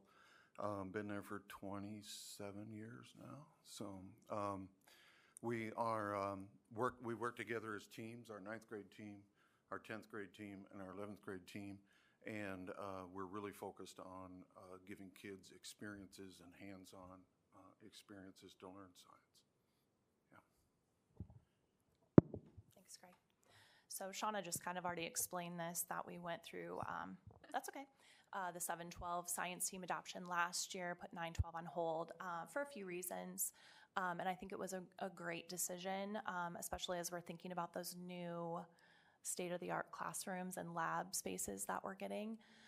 So we revisited our process with the 9-12 teachers again this year, and then we have a few materials that we selected to recommend. You see this all the time when we talk about curriculum adoption. That's that roadmap. So for physical science, we are recommending to continue with McGraw-Hill. Really, when we looked at our options, this was the one that most aligned with our standards and current curriculum mapping for physical science. Physical science isn't a standard class across the state or even the United States. It's kind of can be named, termed different things. So physical science with earth science is what we offer here in Marshalltown. And so this curricular resource really matched up well with that. Sometimes you'll see just earth science in ninth grade. And so we do cover some of the physical science standards too. So this one aligns very well. It is the same publisher that they've used in the past, so they're familiar with the materials. We'll have updated materials and digital access, which will be great. This one, we're looking at just a 3-year license. Part of that reason is we were trying to find materials with the same publishing company, and the one that you'll see here in a minute for biology and chemistry really did not have an option that fit with our physical science course that was best for kids. So we are opting for a 3-year license with this one to see if Savvis comes along with something or if this is what we'll want to continue with. For biology, Savvis has authors Miller and Levine. This resource is phenomena-based. It's problem-based learning. They do case studies. It has differentiated instruction, support for English language learners. I should mention too on these slides, all of our materials have the things that were on our criteria. I just wanted to highlight a few of them with each. And so this also is the current resource that biology happens to be using, but it is an updated publish date. So the resources that are coming with it are very familiar. It will also have some updated lab materials, digital labs too. So this one we're seeking a 6-year license with. And then for chemistry, still with Savvis, this would be a new material for them. It's called Experience Chemistry. Again, this one uses phenomena to engage students in that real-world inquiry. It's tied to careers. There's hands-on labs, and it has 4 versions of differentiation for labs. So that was really exciting for our team to be able to give students what they need with language supports and things like that. And so this one also, we were looking at a 6-year license. And so additionally, we would want to purchase some lab kits, specifically the ones that are coming with Experience Chemistry. These are just a couple of the samples. This will allow for us to have the materials that we need to facilitate the labs that are embedded into that curricular resource and be able, again, to use our state-of-the-art labs that we are really excited to get to use. So this is a cost proposal outline. You can see the approximation cost of each of those materials. Number-wise, it's going to be the class size of those courses. So physical science is a 9th grade course. Biology is a sophomore course. High school chemistry and pre-gen chem are typically 11th and or 12th grade courses. The pre-gen chem we're offering it concurrently with MCC. There is a cost proposal on there for the new pre-gen chem text that will still align with the MCC course, but it will allow us to have the supplies that we need in our classroom at the high school to still be able to offer that course in our building for kids, which is great. And then the additional lab kit cost is on there as well. So the total approximate cost is around $693,000. Sorry, Sean. And any questions that you have for any of us?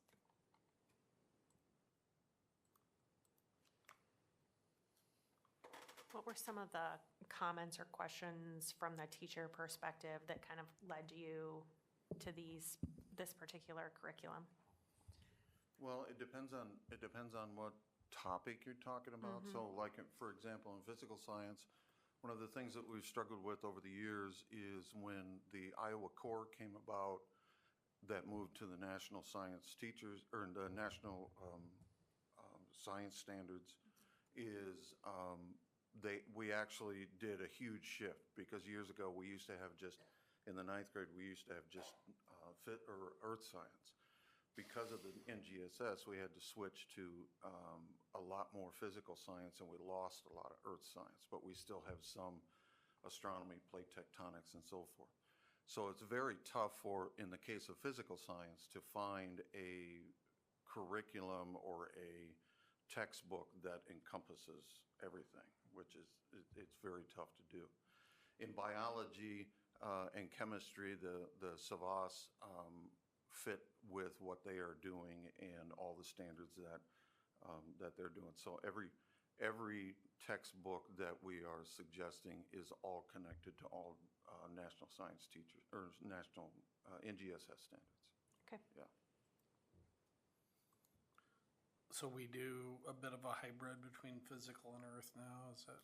Yeah, so basically what we do right now, we do a lot of physical science, Newton's laws, things like that, motion, waves, all that kind of stuff. And the earth science that is left is astronomy and plate tectonics. So those are the two major sets of standards that are left for earth science. Okay. But most of it is now switching to physical science.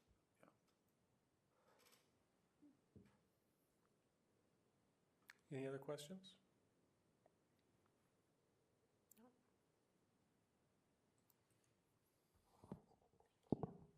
Then is there a motion to approve the 9-12 curriculum, science curriculum adoption as presented? So moved. Faltis Hernandez, all in favor, say aye. Aye. Aye. Opposed, say no. Motion carries 5-0. Thank you. Thank you. Thank you. Thank you, Greg. Thank you for putting up with us these last 2 years. Okay, I think we're up to math. Yes, okay. And Erica is showcasing our new name tags. Oh, yes, I am. Aren't they nice? Abby. Jenny was also I showcasing. missed it. Shoot. Yeah. Thank you, Abby, in Communications Department. She's got hers on as well. Okay. So, yes, so Jen is going to bring the 2 quotes. She'll pass them around. We don't have them connected to the agenda, so we have extras for those who'd like to see them. This is an interesting, I've never been in this situation before where we're not really approving the purchase of an adoption, if that makes sense, because as we know, the Department of Education is committed to doing that for us. So we'd like to spend some time. We have just a 2-minute quick video to show you more information on Alex, which is the digital programming that we're wanting to purchase. It's a 7-year license that would be, accompanying Reveal Math, and that is the difference in the cost. So when you look at the cost there, there's, I think, a total of about $900,000, and then there's one that totals, thank you, I don't have it memorized, of about $830,000. So the difference in the $947 minus $830 is really what Marshalltown schools would be responsible for paying, because Alex is an addition, it's an additional resource to the primary resource that we'd be putting in place with Reveal. So we wanted to give you some more information on what Alex would bring to our classrooms. And Amy, if you could hit play, that'd be great. Artificially intelligent, web-based learning and assessment system. To understand what makes Alex the most effective learning system ever created, let's look at the science behind how it works. Science developed over decades of research at top universities. Let's take a look at Sam, a 9th grader who is struggling with Algebra 1. The first thing Alex needs to do is determine Sam's knowledge state. Sam's knowledge state is everything he already knows in Algebra 1. To get a basic understanding of what goes into computing a knowledge state, let's pretend that instead of consisting of several hundreds of topics, Algebra 1 only consisted of 5 topics. But even with only 5 topics, there are 32 possible knowledge states, or combinations of these topics. Now, some of these states are so impractical that in reality, there are actually only 13 feasible knowledge states that a student could fall into. All the feasible knowledge states are organized into a learning space, a mathematical structure specifying the relationships among the knowledge states and showing which topics a student is ready to work on. To move from one knowledge state to another within the learning space, a student must learn a new topic, or forget a previously learned one. So our example involved only 5 topics, but if we look at the full Algebra 1 course, consisting of hundreds of topics, there are over 1 trillion feasible knowledge states that a student could fall into. Alex can accurately and efficiently assess where each student is among these trillions of knowledge states and know their exact position at all times. This is no simple task, and it's a task that hasn't been achieved by any other program. All of this works because mathematical cognitive scientists and software engineers at Alex have spent years gathering data from millions of actual students using the program. This data allows Alex to construct all the feasible knowledge states and how they're structured together into a learning space, leading to personalized pathways to course mastery for every student, no matter where they start. It all begins with a brief individualized assessment. Using learning space theory, Alex intelligently chooses each question based on the student's responses to all previous questions to determine what the student has mastered, not mastered, and exactly what topics he is ready to learn. The student sees their knowledge state as a multicolored pie chart, which lets them know what topics are available to explore. Everything happens step by step, one topic at a time, as Alex continually updates Sam's knowledge state and ready-to-learn possibilities. Alex constantly watches Sam and records his successes and failures, and this information is used to guide Sam along one of his optimal learning paths through the trillions of knowledge states in the learning space. Only Alex has that power. Because of this constant evaluation, Alex only presents topics that the student is actually ready to learn. Alex challenges the student without frustrating or boring him, resulting in tremendous learning momentum and increasing confidence. Alex will periodically assess Sam to make sure that he is retaining the material he learns. Research shows that periodic assessments not only ensure retention, but actually increase it. A cycle of individualized assessment and adaptive learning continues throughout the course to ensure that Sam has truly mastered and retained the concepts presented. At the conclusion of the Alex course, Sam will have a deeper understanding of the material and dramatically improved mastery over the course topics. Alex has already helped millions of students succeed in math, chemistry, and accounting at thousands of schools, colleges, and universities. For more information or for a free trial, sign up at alex.com. We do not need to watch it again. That was a bit of a sales pitch, but I wanted to show you just in general what you can see there is probably recognizable personalized learning opportunities for students, and we're excited that it is a first through 12th grade opportunity. They don't have anything. They're working on K. Yep. So that's the, I guess, the component that the department has not included with their RFP process. So we wanted to make sure we were really clear in why there's a difference in these two quotes. I guess my recommendation for you would be first that pending the RFP process with the department is cleared with Reveal, that I'm able to move forward with the adoption, and that would be with the department covering the $830,278. And then I don't know if you're comfortable, and if not, we can always come back the next time to approve the purchase of Alex as well, which is what we just watched. So the recommendation would be to approve the purchase pending the Department of Education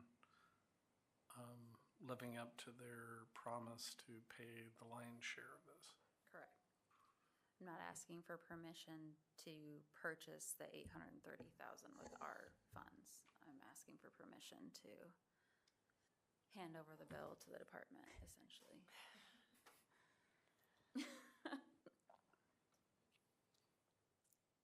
Questions, comments? Just want to change the start date to 24. Oh. Yeah, I wondered about that too. Yeah, we sure do. Good catch. Yeah, our rep was doing 2 quotes for us, which is more than he normally would have to do for one district. So yeah. Well.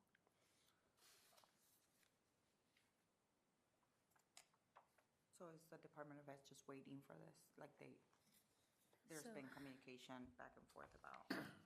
There has been communication. Erica's actually on their RFP team, I guess. I don't know if you want to share anything about that process. Yes, I can share about the first run through.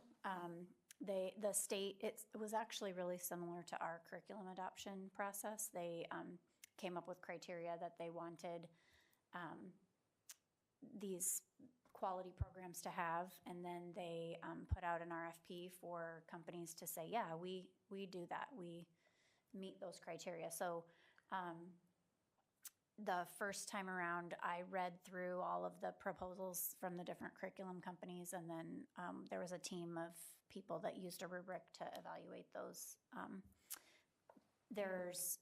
They are reopening that because of a I don't know, glitch in the process at some point. So I don't know exactly where they're at in that process right now, but that's how they're determining what the state wants to put out there for districts as high quality instructional materials. And yeah. They hoped to be, I think I might have shared this with you last time we were here, they hope to be finished in early May. And it's not the first time the department has run a little bit behind on a timeline, so we're really hoping that comes through real quick. We heard soon today on our standards update. Good. So they've moved off of giving any sort of an actual date. So are we waiting for that to happen before they'll pay for this? Yeah, correct. Okay. Yep. The resource that we've selected was one of the original 3 that were on our list, I guess, to choose from. So we are really confident that it'll get through their process, especially knowing that we have Erica on that team. It's just a matter of them getting through the process and following through with it in a timely manner. We are at a bit of a crunch because we want to get PD scheduled and we want to lock down their trainers, and so there's a lot of stress that goes along with that. It's different than any other adoption we've ever done. Yep. So then we need a. So we need a motion to approve the adoption subject to the Department of Ed paying for it. The $830 or $800. Yes, exactly. $30,000 portion of it. Yeah. That would be helpful because if that comes through between now and our next board meeting, then we can go with it. And we can get our trainers and everything scheduled. Right. Okay, I move to adopt how would I do this? Move for approval. Move to adopt as presented. Yep. Move to adopt as presented for the reveal math. Stanley Hernandez. All in favor, say aye. Aye. Aye. Opposed, say no. Motion carries 5-0. Thank you. Thank you. Yes, thank you. Thank you so much. All right, I think we have one more. It's PE. So then Shauna, this Alex is kind of on the potential. I can come back Okay. next time. There's not a time crunch for that. Okay, I'd like to better understand how we Yeah. plan to implement that. Yep, absolutely. We can come back and present that on the 3rd. Okay. Okay. Okay, these guys probably already ran 5 miles before coming because they're all super fit PE teachers. I'm super excited to have them here. I know Julie Feedy has done some excellent work with them leading their curricular adoption, so I'm going to pass it off to you. Absolutely. I also am showcasing my new name tag. You are. It looks really nice. Thanks. Oh, super excited to talk to you about this tonight. So this is a K-12 adoption, which is pretty cool because it impacts all of our students, all of our K-12 students. So PE, as you probably know, is a content area that all students are required to participate in. So this is pretty exciting for our PE teachers because there's a lot of new innovative things that we're going to be asking for and recommending. So process, you've heard this already pretty much tonight. We followed that same process that all the other content areas were following. You get down to the bottom, that gives our recommendations. So we're going to be talking about Quaver Ed Health PE for our K-4 team, and then platform, that's how you say that, is for our 512 team. And then we're also going to be talking about equipment needs too, because of course PE is highly based on the equipment that you have that gives kids that high quality experience. And you're going to see this again. Here's our roadmap again, so we can kind of move past that. So we're going to jump right into Quaver Health PE. So this is the curriculum resource that we are asking or recommending for our elementary team, our K-4 team. Quaver might sound a little familiar if you've been on the board for a few years. Music actually adopted Quaver Music in 2022. So now Quaver also is offering this PE health platform. So we're really familiar with it. Our music teachers, our K-6 general ed music teachers have talked really highly of it. It's worked out great with our elementary students. It's a comprehensive curriculum. It's going to offer lesson plans, resources, interactive videos, and then also has assessments. It works right into our PLC process for our PE teachers as well. It aligns to our physical education and health standards. It has that flexibility and it's customizable for our PE teachers, so they're not stuck with a curriculum that they have to follow lock and step. They are able to adjust and as their PLC team customize it so it fits their needs and the units that they're teaching. It has accessibility features, so for visually and hearing impaired students, there's actually built-in features that you can click onto so that those students that have those needs are able to access the content. It also has adaptive PE resources for students with special needs, which is really important, and we haven't had that necessarily before. That's really targeting our special needs students. And then it also has dual language resources, which is really cool. So it's in Spanish, so that's the only language, other language is Spanish, but it actually the videos, there's some videos in Spanish, and which will work great at Woodbury and for all of our schools really. And then professional learning and onboarding, which is really important. And then platform, this is for our secondary teachers, so 512 teachers are recommending this. It's also a really flexible learning platform, and it really supports that physical literacy. There's the quote down for you what that means. It's the ability and confidence and desire to be physically active for life. So our secondary PE teachers, they're really focused on that lifelong fitness and health. It aligns to the physical education standards as well. It's customizable by our PE teachers. They're able to actually personalize workouts by skill, by goal, and ability level. So they can teach whole class, or they can actually assign workouts that are for individual students. Really excited is one of our PE teachers that are with us tonight.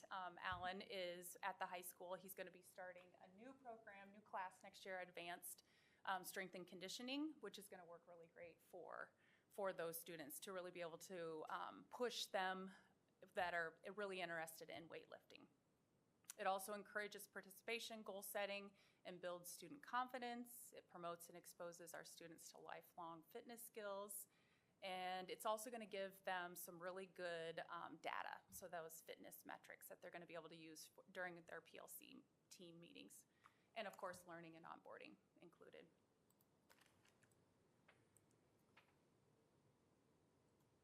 And then equipment highlights. So a lot of when we get to the cost, you're gonna see a lot of the cost is coming from equipment.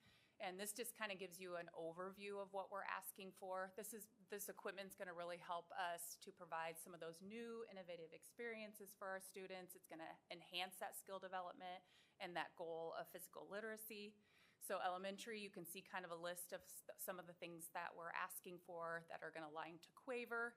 Linehan is asking for a few things that are going to bolster their fitness center, and then also some of the new units that they're teaching. So they're asking for some bowling equipment, which this year they got to go to. They started a bowling unit and took the kids to Wayward Social. So teaching them that lifelong sport of bowling, and maybe piquing their interest in wanting to be a part of the bowling team when they get to high school. And then the next, Miller, is a big portion of this, and you'll see the cost when we get to the upcoming slide. We're asking for new cardio and strength equipment to replace their outdated existing equipment. So when you look at when we did a kind of a current reality of what's in their fitness center, they have equipment that is from as early as 2006 up to about 2015. So that's how old the equipment is there. So it's much needed revamp on their equipment. And then MHS is, you can kind of see some of the things they're asking for. They have a new in the last couple of years, lifeguarding program. Aquatics is really popular. CPR mannequins, because that is a requirement for high school students that they take that CPR every year. And you can see some of the other things there listed for them. And then MLA, we're asking for ping pong tables, kind of a lifelong skill that they're going to be able to set up in the gym and then take up and put away when they're not using them. A few pictures here that kind of highlight some of the things that are happening. Up in the upper right corner there, that's a picture of our Miller Fitness Center right now. So it kind of shows you the outdatedness of the equipment. The one that you're looking head on to is an elliptical, and you can barely see kind of in the back, but in the back it has that big wheel. That's kind of an outdated model where the part that's turning is in the back. What we have quoted and what we're hoping to purchase that gets rid of the wheel that's behind you, where kids don't have to step on kind of like they're getting on a horse. They will actually be able to walk on from the back. That wheel will be gone, and they move that up to the front of the machine, which then allows us to put equipment a little bit closer together. It doesn't have to be so spaced out because kids don't have to go in the middle and step on. They just come on from the back. So that's just one of the things that is going to improve that fitness center at Miller. Down in the lower left-hand corner is a Linehan student that's bowling. So that was one of the things we talked about, that we're asking for some bowling equipment they can set up in the gym and teach them a little bit about bowling before they get to social, so they're ready for that experience. And then you can also see some of our aquatics things that are happening from starting at 4th grade on up through high school. Can you share how old that equipment is at Miller? Did I say 2006? Oh, you did. Yeah. Okay. Yep. So here's our overall cost. Curriculum you can see is $55,740. That's our Quaver for K4, platform for 512. We're also asking for a Lou Plus subscription. That's an existing interactive system that's at Linehan right now. That's just the subscription for the plus or the additional apps that we want added and available each year. And then also the IHT heart rate. That's the rostering system that is the heart rate monitors that are used at, and that's MHS only. And then you can see the outline of the equipment, building by building. You'll see Miller Middle School, there's an approximate cost there, $75,000 to $111,000. That's because we're still trying to solidify which quote we're gonna go with. So we had 4 quotes, and we've narrowed it down to 3, which we're working with Johnson Fitness commercial line. And he has offered us 3 different quotes that we're kind of deciding between. We are planning to take a trip, myself and one of the Miller PE teachers. He's going to take us to a nearby facility that has that same or similar equipment so we can actually see it. This is a different brand than what Miller has had in the past. They've had Precor, and now we're thinking of switching to Matrix or Vision. And we just want to get our eyes on it, and then it's going to allow the Miller PE teacher to actually take a look at it and make sure that we're not moving the quality or changing the quality. We want that same high quality and durable equipment that's going to last for another 15 years. And then you can see the price for MHS and MLA. And then technology, we're asking for some upgrades that are going to help with the displaying what's happening in platform and in Quaver. Also new devices. Our PE teachers are currently using old iPads, which we're getting rid of all the Apple products. This would transition them to a tablet that would flip. You could use it as a laptop, and then it flips into like an actual tablet too, so it's real easy to carry around the gym, and they can collect data and as they're supporting kids. And then you can see the total cost down there at the bottom. I would read it, but Randy's head's right in the way. $255,319.04 is what we're asking for. And I should have had them introduce themselves at the beginning. I've got 3 PE teachers, so they're here to answer questions too. If you have them, I'm going to let them introduce themselves too. Start with Nikki. I'm Nikki Bolivar. I teach at Rogers Elementary. I'm Sarah Murphy. I teach at Woodbury. And I'm Alan Mann. I teach at Marshtown High School. Questions for us? The equipment cost represents the high end, right? It does, yes. I should have pointed that out. So I went with, if we would go with the very highest quote, $111,000. So this could actually come in lower than that. And I have a feeling it'll be between the 75 and 111. We did get a second bid for that. This is actually We had four. I'm sorry, bids, yeah. 4, but with push Two pedal different pull and companies, Johnson. yeah. Yep. And Johnson is represented in how many? You had kind of figured out where They're actually so they have their we- equipment several places They that are do. familiar. So nearby, we asked for some references. Since we're switching to a different product line, we wanted to know like who else around us has them, and there's quite a list. So Meskwaki, I think, is where we're going to end up going on Friday in their brand new recreation center. They have some of this equipment. Pella High School, Central College has it. Huxley at Ballard High School, and then also the Huxley Rec Center has it. So there's some high-quality facilities that have transitioned to this line as well. Questions? You said you were going to move away from iPads to Surface? Yes, actually, I think it's what you have.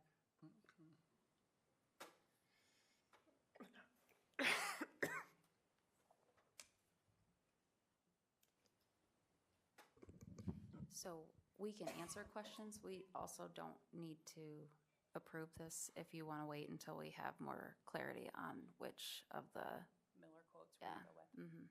Will you have that clarity in 2 weeks? For that first meeting in June? Because you're going on Friday, Yes, right? we're going this Friday. She's going on Friday. This week on Friday, myself and one of the Miller PE teachers are going to go look at the equipment, and I feel like we'll be able to select then after that. Which So quote we're does going the with. equipment cost even come out of curriculum, like general fund? Or can that be out of a different? There's saved dollars set aside for the equipment piece of this. Okay.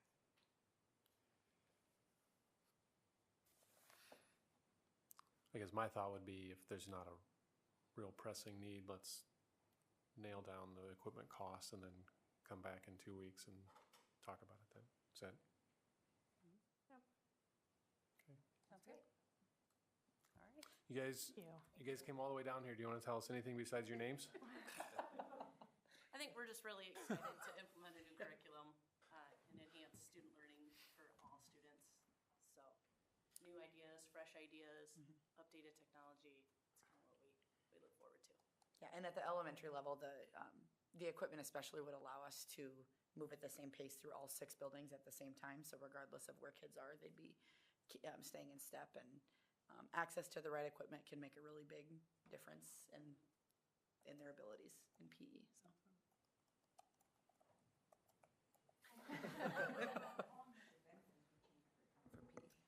It was probably 10 years ago. It was probably about 10 years ago. Spark was the last one. Does that sound about right? Yeah. Mm-hmm. I just couldn't, not during my time here. Right. 7 And this years is in, probably I the remember. most comprehensive process they went through. Last time we would not have used this process. And so this was, where we really took a look at what our needs were, current reality, best practice, research, and made some decisions.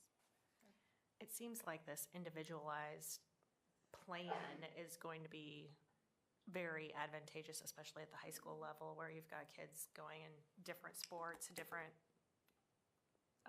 concerns from a health perspective for their future. So I think that sounds, I don't know, any feedback or comments on the high school, how the high school is going to use the program? Yeah, so we do have a big emphasis on individualized plans. That's why we offer so many different courses. One of the best benefits with Platform is it broadens out even further than what we even offer currently. There's games and activities that we haven't even thought of that we'll be able to explore. From a data standpoint, kids like to see feedback almost instantly, and when we can collect data, kids can then see, I improve in X, Y, Z, and I think that will kind of be a motivating factor for kids as well. So all that will be through Platform, and I think we'll see a big boost in enjoyment from our kids, and hopefully give them a great, educational experience, beyond what we already offer. Do we we still do anything district-wide to try to measure the value added of physical education or physical fitness with our students? Like, you know, for us old-timers, there was the Presidential Physical Fitness Award. My understanding is when I came to the district, we kind of had our own system or program, and I don't think we've ever received a report or a presentation on that before, so I don't even know what we do or how, you know, what the value add is as it relates to data, because people like to see. Yeah, I'll start speaking for the elementary. K-4 phys ed has definitely shifted. We are, when you think about like the roadmap of physical education, K-4 is really giving them skills and confidence to participate in more of your team sport environment at Miller and at the middle school at the Lenahan level. So as far as we are concerned, we do not see them enough to make a true difference in their physical activity level. Many of us have gone away from fitness testing because that's not a true measure of what we're teaching them. What we're teaching them are at the elementary level, we give them 14 different skills throughout the year that they can use to apply to a variety of physical activities, games, sports, lifetime activities. So we see a lot of value in that, and we collect a lot of really great data on that. And kids have a much more clear picture of why they're there, what they're learning, and how they're doing. Tell them what some of the skills are. Sure, yeah. Starting the year, our little kids start with movement patterns, so skipping, sliding, galloping, jogging, hopping, invasion skills, so like offensive, defensive, chasing, tagging, and then basically all of your basic skills that you would need to try out different physical activities, kicking, throwing, say that again? Catching. Yep, catching, striking with a short implement like a tennis racket, a long implement like a baseball bat or a hockey stick, gymnastics skills, dance skills, just wrapped up kicking. Am I missing any? It's a very busy year. We cover a lot of things. 14 skills takes up a lot of the year. Yeah. Yeah, just to kind of reiterate what Sarah said, we just don't feel like we see them enough to measure that capacity and a fitness level to see a difference in you know, the beginning of the year versus the end of the year. And there's kind of international standards, there's not really much about the physical fitness level for elementary students, so we tend to focus on that skill development. That's kind of our main, what we feel is our main purpose and the best way to provide learning for our students. So. And enjoyment and confidence are a really big factor in keeping kids active and keeping them moving. And a lot of times that's not going to happen with physical fitness testing. It's going to happen by giving them confidence to practice their skills. How often do you see them in a cycle? We see them twice a cycle. And fitness testing does start at 5th, 6th grade. Yep. And on. Yep. We're just speaking for the elementary portion of it. But Right. So starting at Lenahan, they have fitness testing, and you guys might have to help me. They have pacer, sit and reach. Sorry. I know. They have a sit-up, yeah. Like, sorry, you called me like 5 times. They have a sit-up test. Sit-up test. Mm-hmm. Push-up. So what Pull-up. did I start with? Pacer, sit and reach, sit-up test, push-up test. And that starts from 5th grade and goes up through the high school. The high school does it a little bit different. You call it a fitness carnival, where they have some different activities that they do. But there is fitness testing starting in 5th grade. And then you set goals from that, and they get to do it at the beginning of the semester, at the end of the semester, and be able to gauge their growth.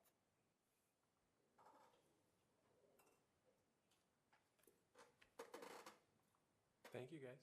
Yeah, thank you.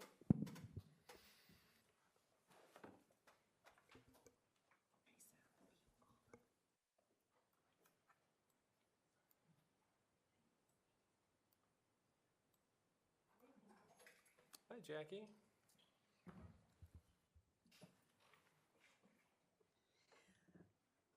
Today I have a list of 349 students who are aiming to graduate by the end of June. So this includes May graduates as well as our June graduates. And you're probably wondering, why do some students choose June? Sometimes it's just for a smaller environment. Sometimes they just need a little bit more time. They're getting close, but they're not quite there. So we have moved into the double digits in June in terms of graduates, and we'll be using the Orpheum again this year. So it's fun to have that space to use for a more intimate setting with our students.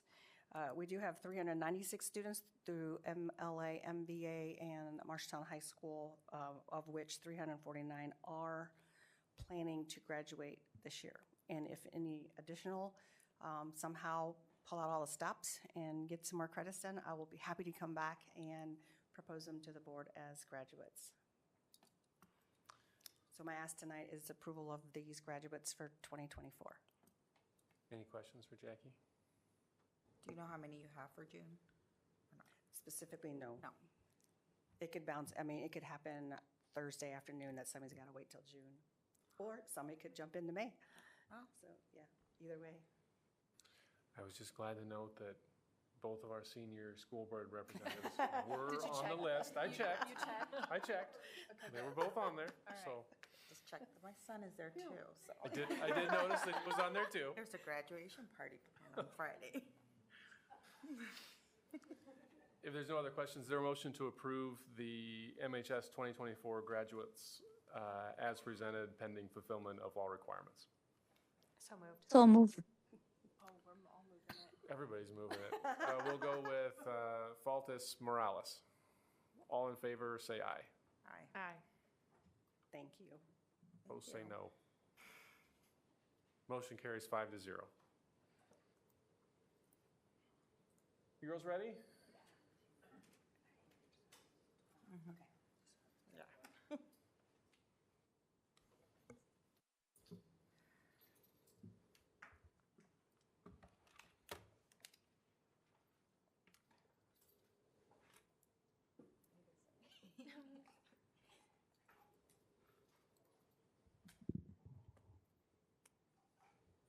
Maybe. Loading, okay. So to start off our report, we wanted to kind of talk about the Senior Decisions Day that happened this May 16th and 17th at the Marshalltown High School. It lasted from 8 a.m. to 11 a.m. on both days. And there were a lot of activities, such as cookie decorating, which you can kind of see in the picture. We had a couple of college representatives, drawing prizes, snacks, popcorn, and lemonade. And we had like a picture kind of booth area where seniors could put their names on like the whiteboard, and you can kind of see what college they were going to or university. So a lot of fun. And then seniors end of the year week. We got our finals 21st and 22nd. And then the 23rd is going to be the bachelorette service, 6 p.m. at the auditorium. And then following that, the Scholastic Awards night, same place. And then graduation's coming this Sunday, May 26th at 2:30. So I'm super excited to share this opportunity that was given to Marshalltown High School students, specifically the ones that took the CNA course. So a Unity Point representative came to talk to us after the completion of our CNA and offered us an apprenticeship where we actually had to fill out an application and everything. So the signing day will be this Thursday at the high school at 11:30 a.m. And it gives students the opportunity to work with flexible hours. So it's a good career pathway for students to be able to focus both on school and work at the same time. And then as requested from last meeting, plans after high school. I mean, I kind of talked about it a little bit. My plans would be to go to MCC 2 years to get my associate's degree in nursing. I just heard back from like the nursing program, and I entered the nursing program, which was pretty exciting. Thank you. And then from there, after getting my ADN degree, I plan to go to the University of Iowa to obtain my bachelor's degree in nursing. And then if I decide to specialize, I'll decide in the moment, I guess. And then I really do plan to kind of become a registered nurse as a labor delivery nurse or OB-GYN, or, which I'm still kind of deciding, to kind of work as an ER nurse instead, but kind of similar field, I think. So our plans are really similar. As of now, I'm just finishing my credits for my associate's degree, which I should be done in the fall. Ideally, I want to transfer to Allen College to get my BSN. Like Daisy said, we're both majoring in nursing, and this summer I'll start working as a CNA. That's all we have for you today. Any questions?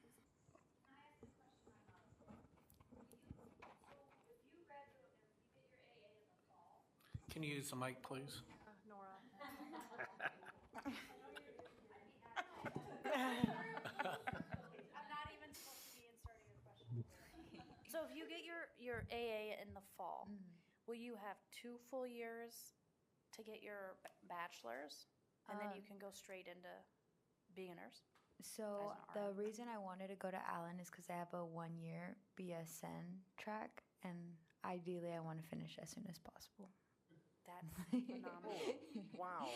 I don't know you ladies, but you have been wonderful and great role models. So good luck in nursing. Thank you. Impressive.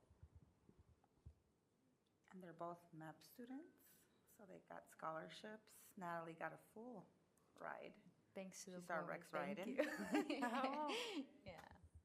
Well, we will definitely miss having you at the board meetings. Hopefully you will stay in touch and let us know about your positive progress towards your goals. Thank you. No, you guys you've done a really nice job as board members, and Yes. I know I've personally have appreciated you at meetings and the contributions that you've given. The book study, you guys were well prepared, and you've done a nice job. Thank you. Thank you. Thank you.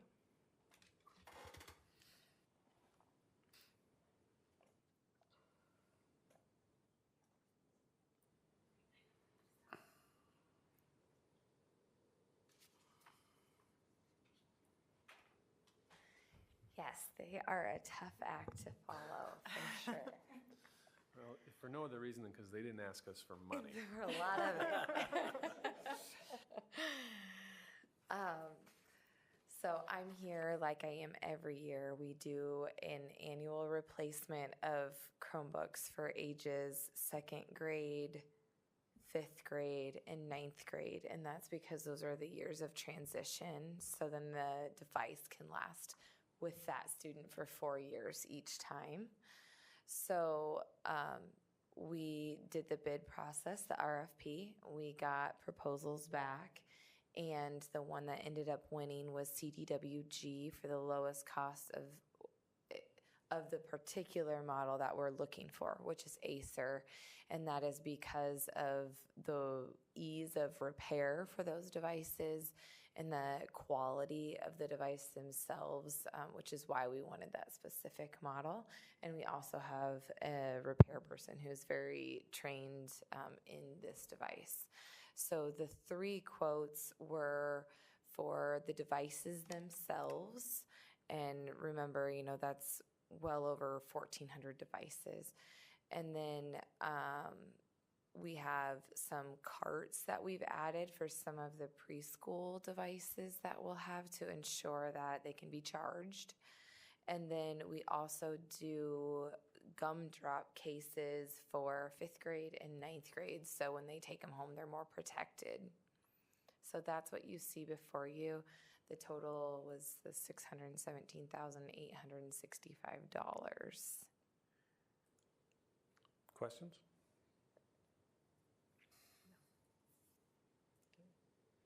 Is there a motion to approve awarding CDWG the Acer Chromebook replacement bid in the amount of $617,865 as presented?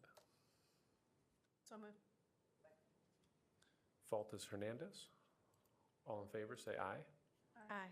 Aye. Opposed, say no. Motion carries 5-0. Thank you very much. Thank you. You're welcome.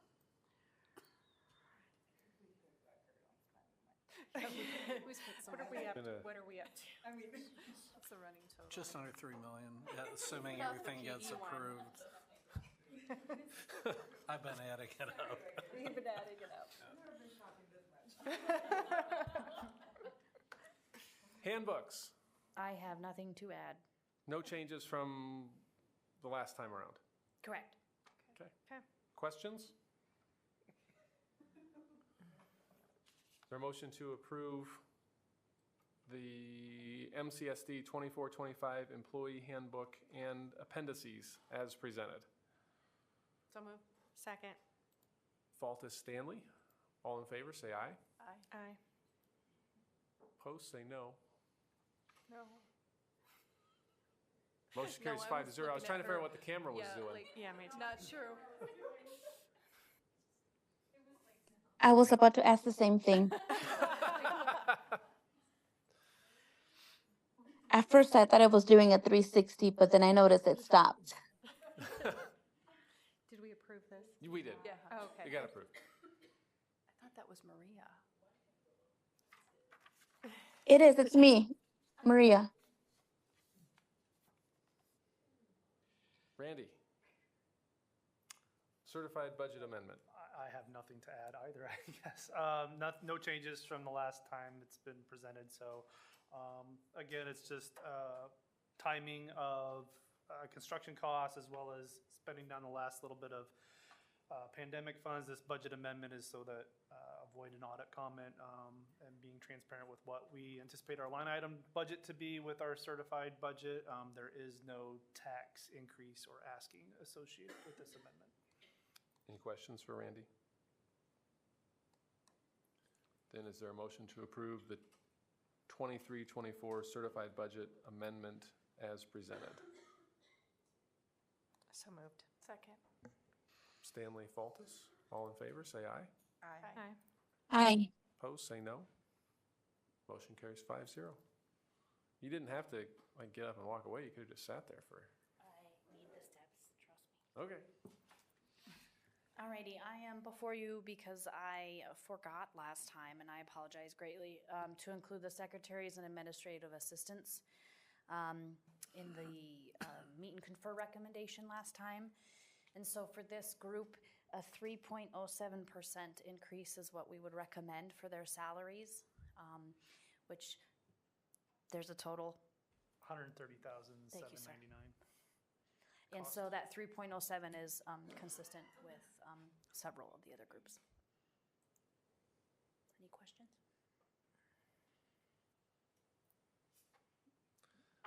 Is there a motion to approve the 24-25 secretaries and administrative assistants meet and confer recommendation as presented? So move. Second. Morales, Faltus, all in favor, say aye. Aye. Opposed, say no. Motion carries 5-0. Thank you.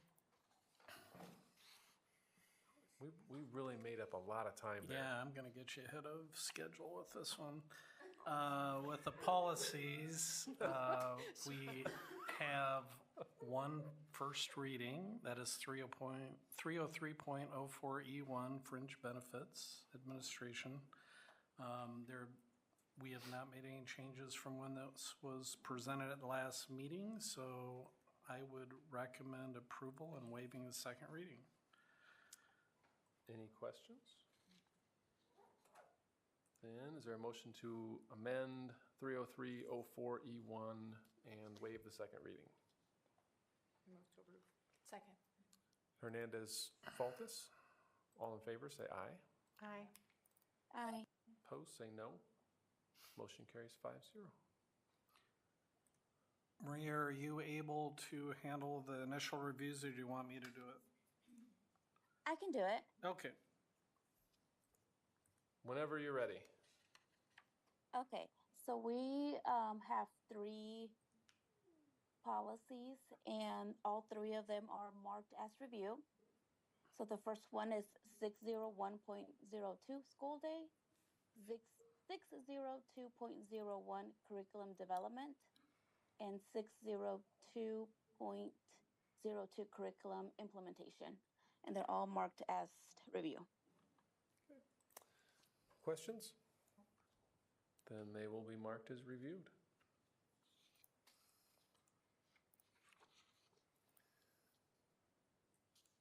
Looking at reminders, Liz has initial review policies for the June 3rd meeting.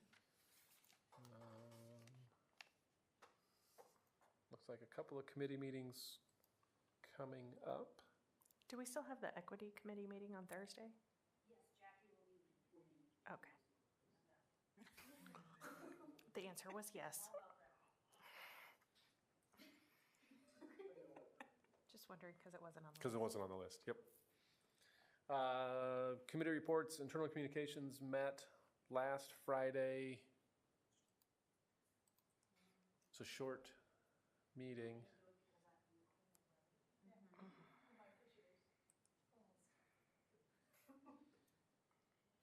Yes, I don't have the agenda in front of me, but we met very briefly. There were some suggestions and comments about some recent staff transfers. We discussed the retirement tee, which may be changing next year. We had low interest in retirees coming to the event. So the MEA plans on changing that up a little bit next year. There was one question about the handbook that we covered, and that pretty much covers it.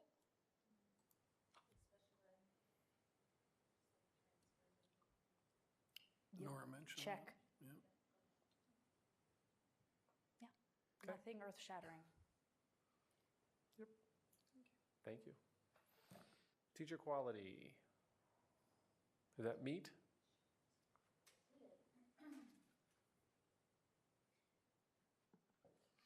We reviewed our budget, and we have about $50,000 left to spend down.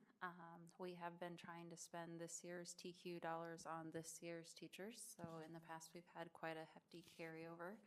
I don't know if you remember when we did the $1,000 stipend to really spend that down. We're hoping to continue to spend the appropriate amount of money in TQ to just eliminate maybe anyone through the department's eyes that we have too much money sitting there. We're wanting to use it on our teachers and their professional learning. We have a large variety of opportunity for them, and we continue to offer that. So I can't think of anything specific. Did any of you?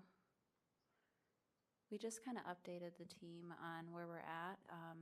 We spent all but $8 of the $8,000 that we had set aside for the teachers to select books at our Soluciones training. They were really excited about that, so they could go into you'd kind of imagine it as like a book fair, but for teachers, and they were able to select a book, and they absolutely loved it. So we spent that down real quick. We have the letters training. We've talked a little bit about that. Now the department has launched one for preschool teachers. It's significantly less time for preschool teachers, but we talked about appropriating that stipend and the 3-year commitment for preschool teachers as well, which is pretty exciting. Thanks, Shauna. Any items for future agendas? All right, what have we done this evening to improve education for the students in Marshalltown? Got a lot of curriculum. Yeah.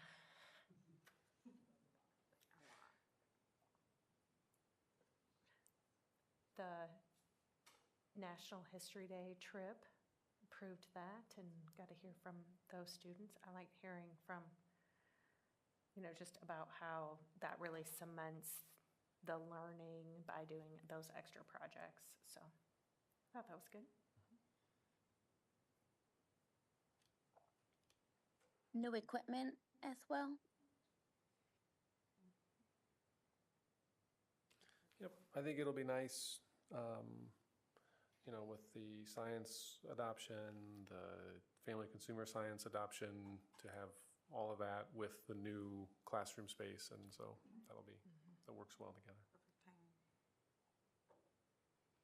We have lots of graduates, Oh, that's right, yeah. lots of accomplishments. And all of the, Biolers. yes, seal of biliteracy students, more than in the past, so that's great too. Including 2 in this room. Okay. Well, okay.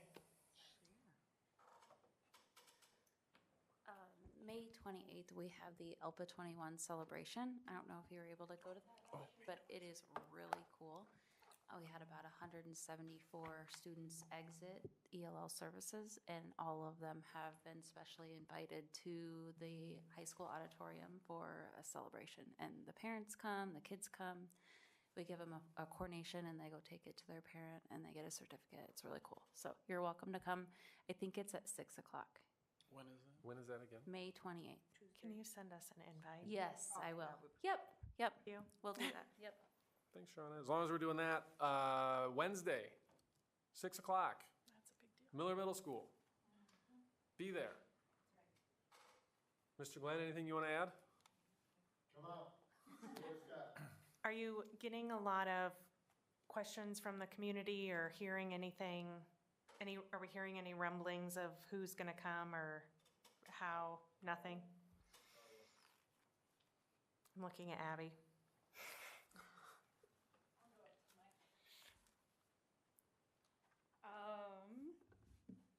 So last I checked on our Facebook event, we had over 50 people either say going or interested. I know that's going through a couple of the Marshalltown community Facebook groups as well that I just monitor, watch, see what the chatter is about. And then I know it's been in the Times Republican. I know it's either been on the radio or will be on the radio. And then it's been on social media a couple of times. So if you want to help spread the word, make sure to share those postings. Tell your friends, tell your neighbors, tell everybody you know. Is there a post that can be shared in Spanish? I shared it in English, but I don't know. Yeah, we have a Spanish flyer as There one? well. Yep. Okay, I can can share I have that. that? I can. Yep. Thank you. So are there going to be other opportunities for community involvement as well, or is this really the main one? Well, I would say for involvement. Is to view physically. Yeah, my understanding was from earlier that there would be a couple different open house type opportunities. This one kind of got ramped up earlier and will probably be the biggest push one. And the importance of this one is that they're going to be seeking input from the participants to help further guide what direction we may choose to go. But we need to have further discussions because of this being decided recently. I mean, we've been all in on trying to work with them, the Donovan Group, and particularly Envision to try to get prepared for this one. And I know I shared in news and notes, I spoke with Rotary about it early this week. I've mentioned it once or twice on the radio. I'll mention it again tomorrow morning. Went to the Pachyderm meeting. Tomorrow I'm with Class 74. I'll ask them to, push it out.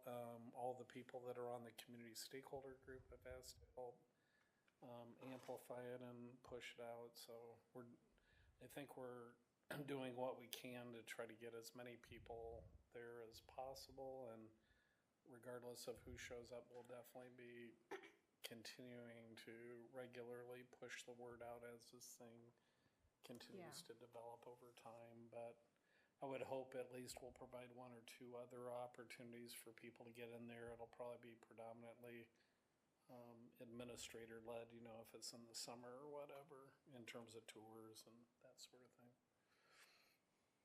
Okay. All right. That concludes the open portion of this meeting this evening. We'll take about a 5-minute break. Maria, we will call you when we're ready to go into closed session. I'm sure she was still watching. Thank you, everybody.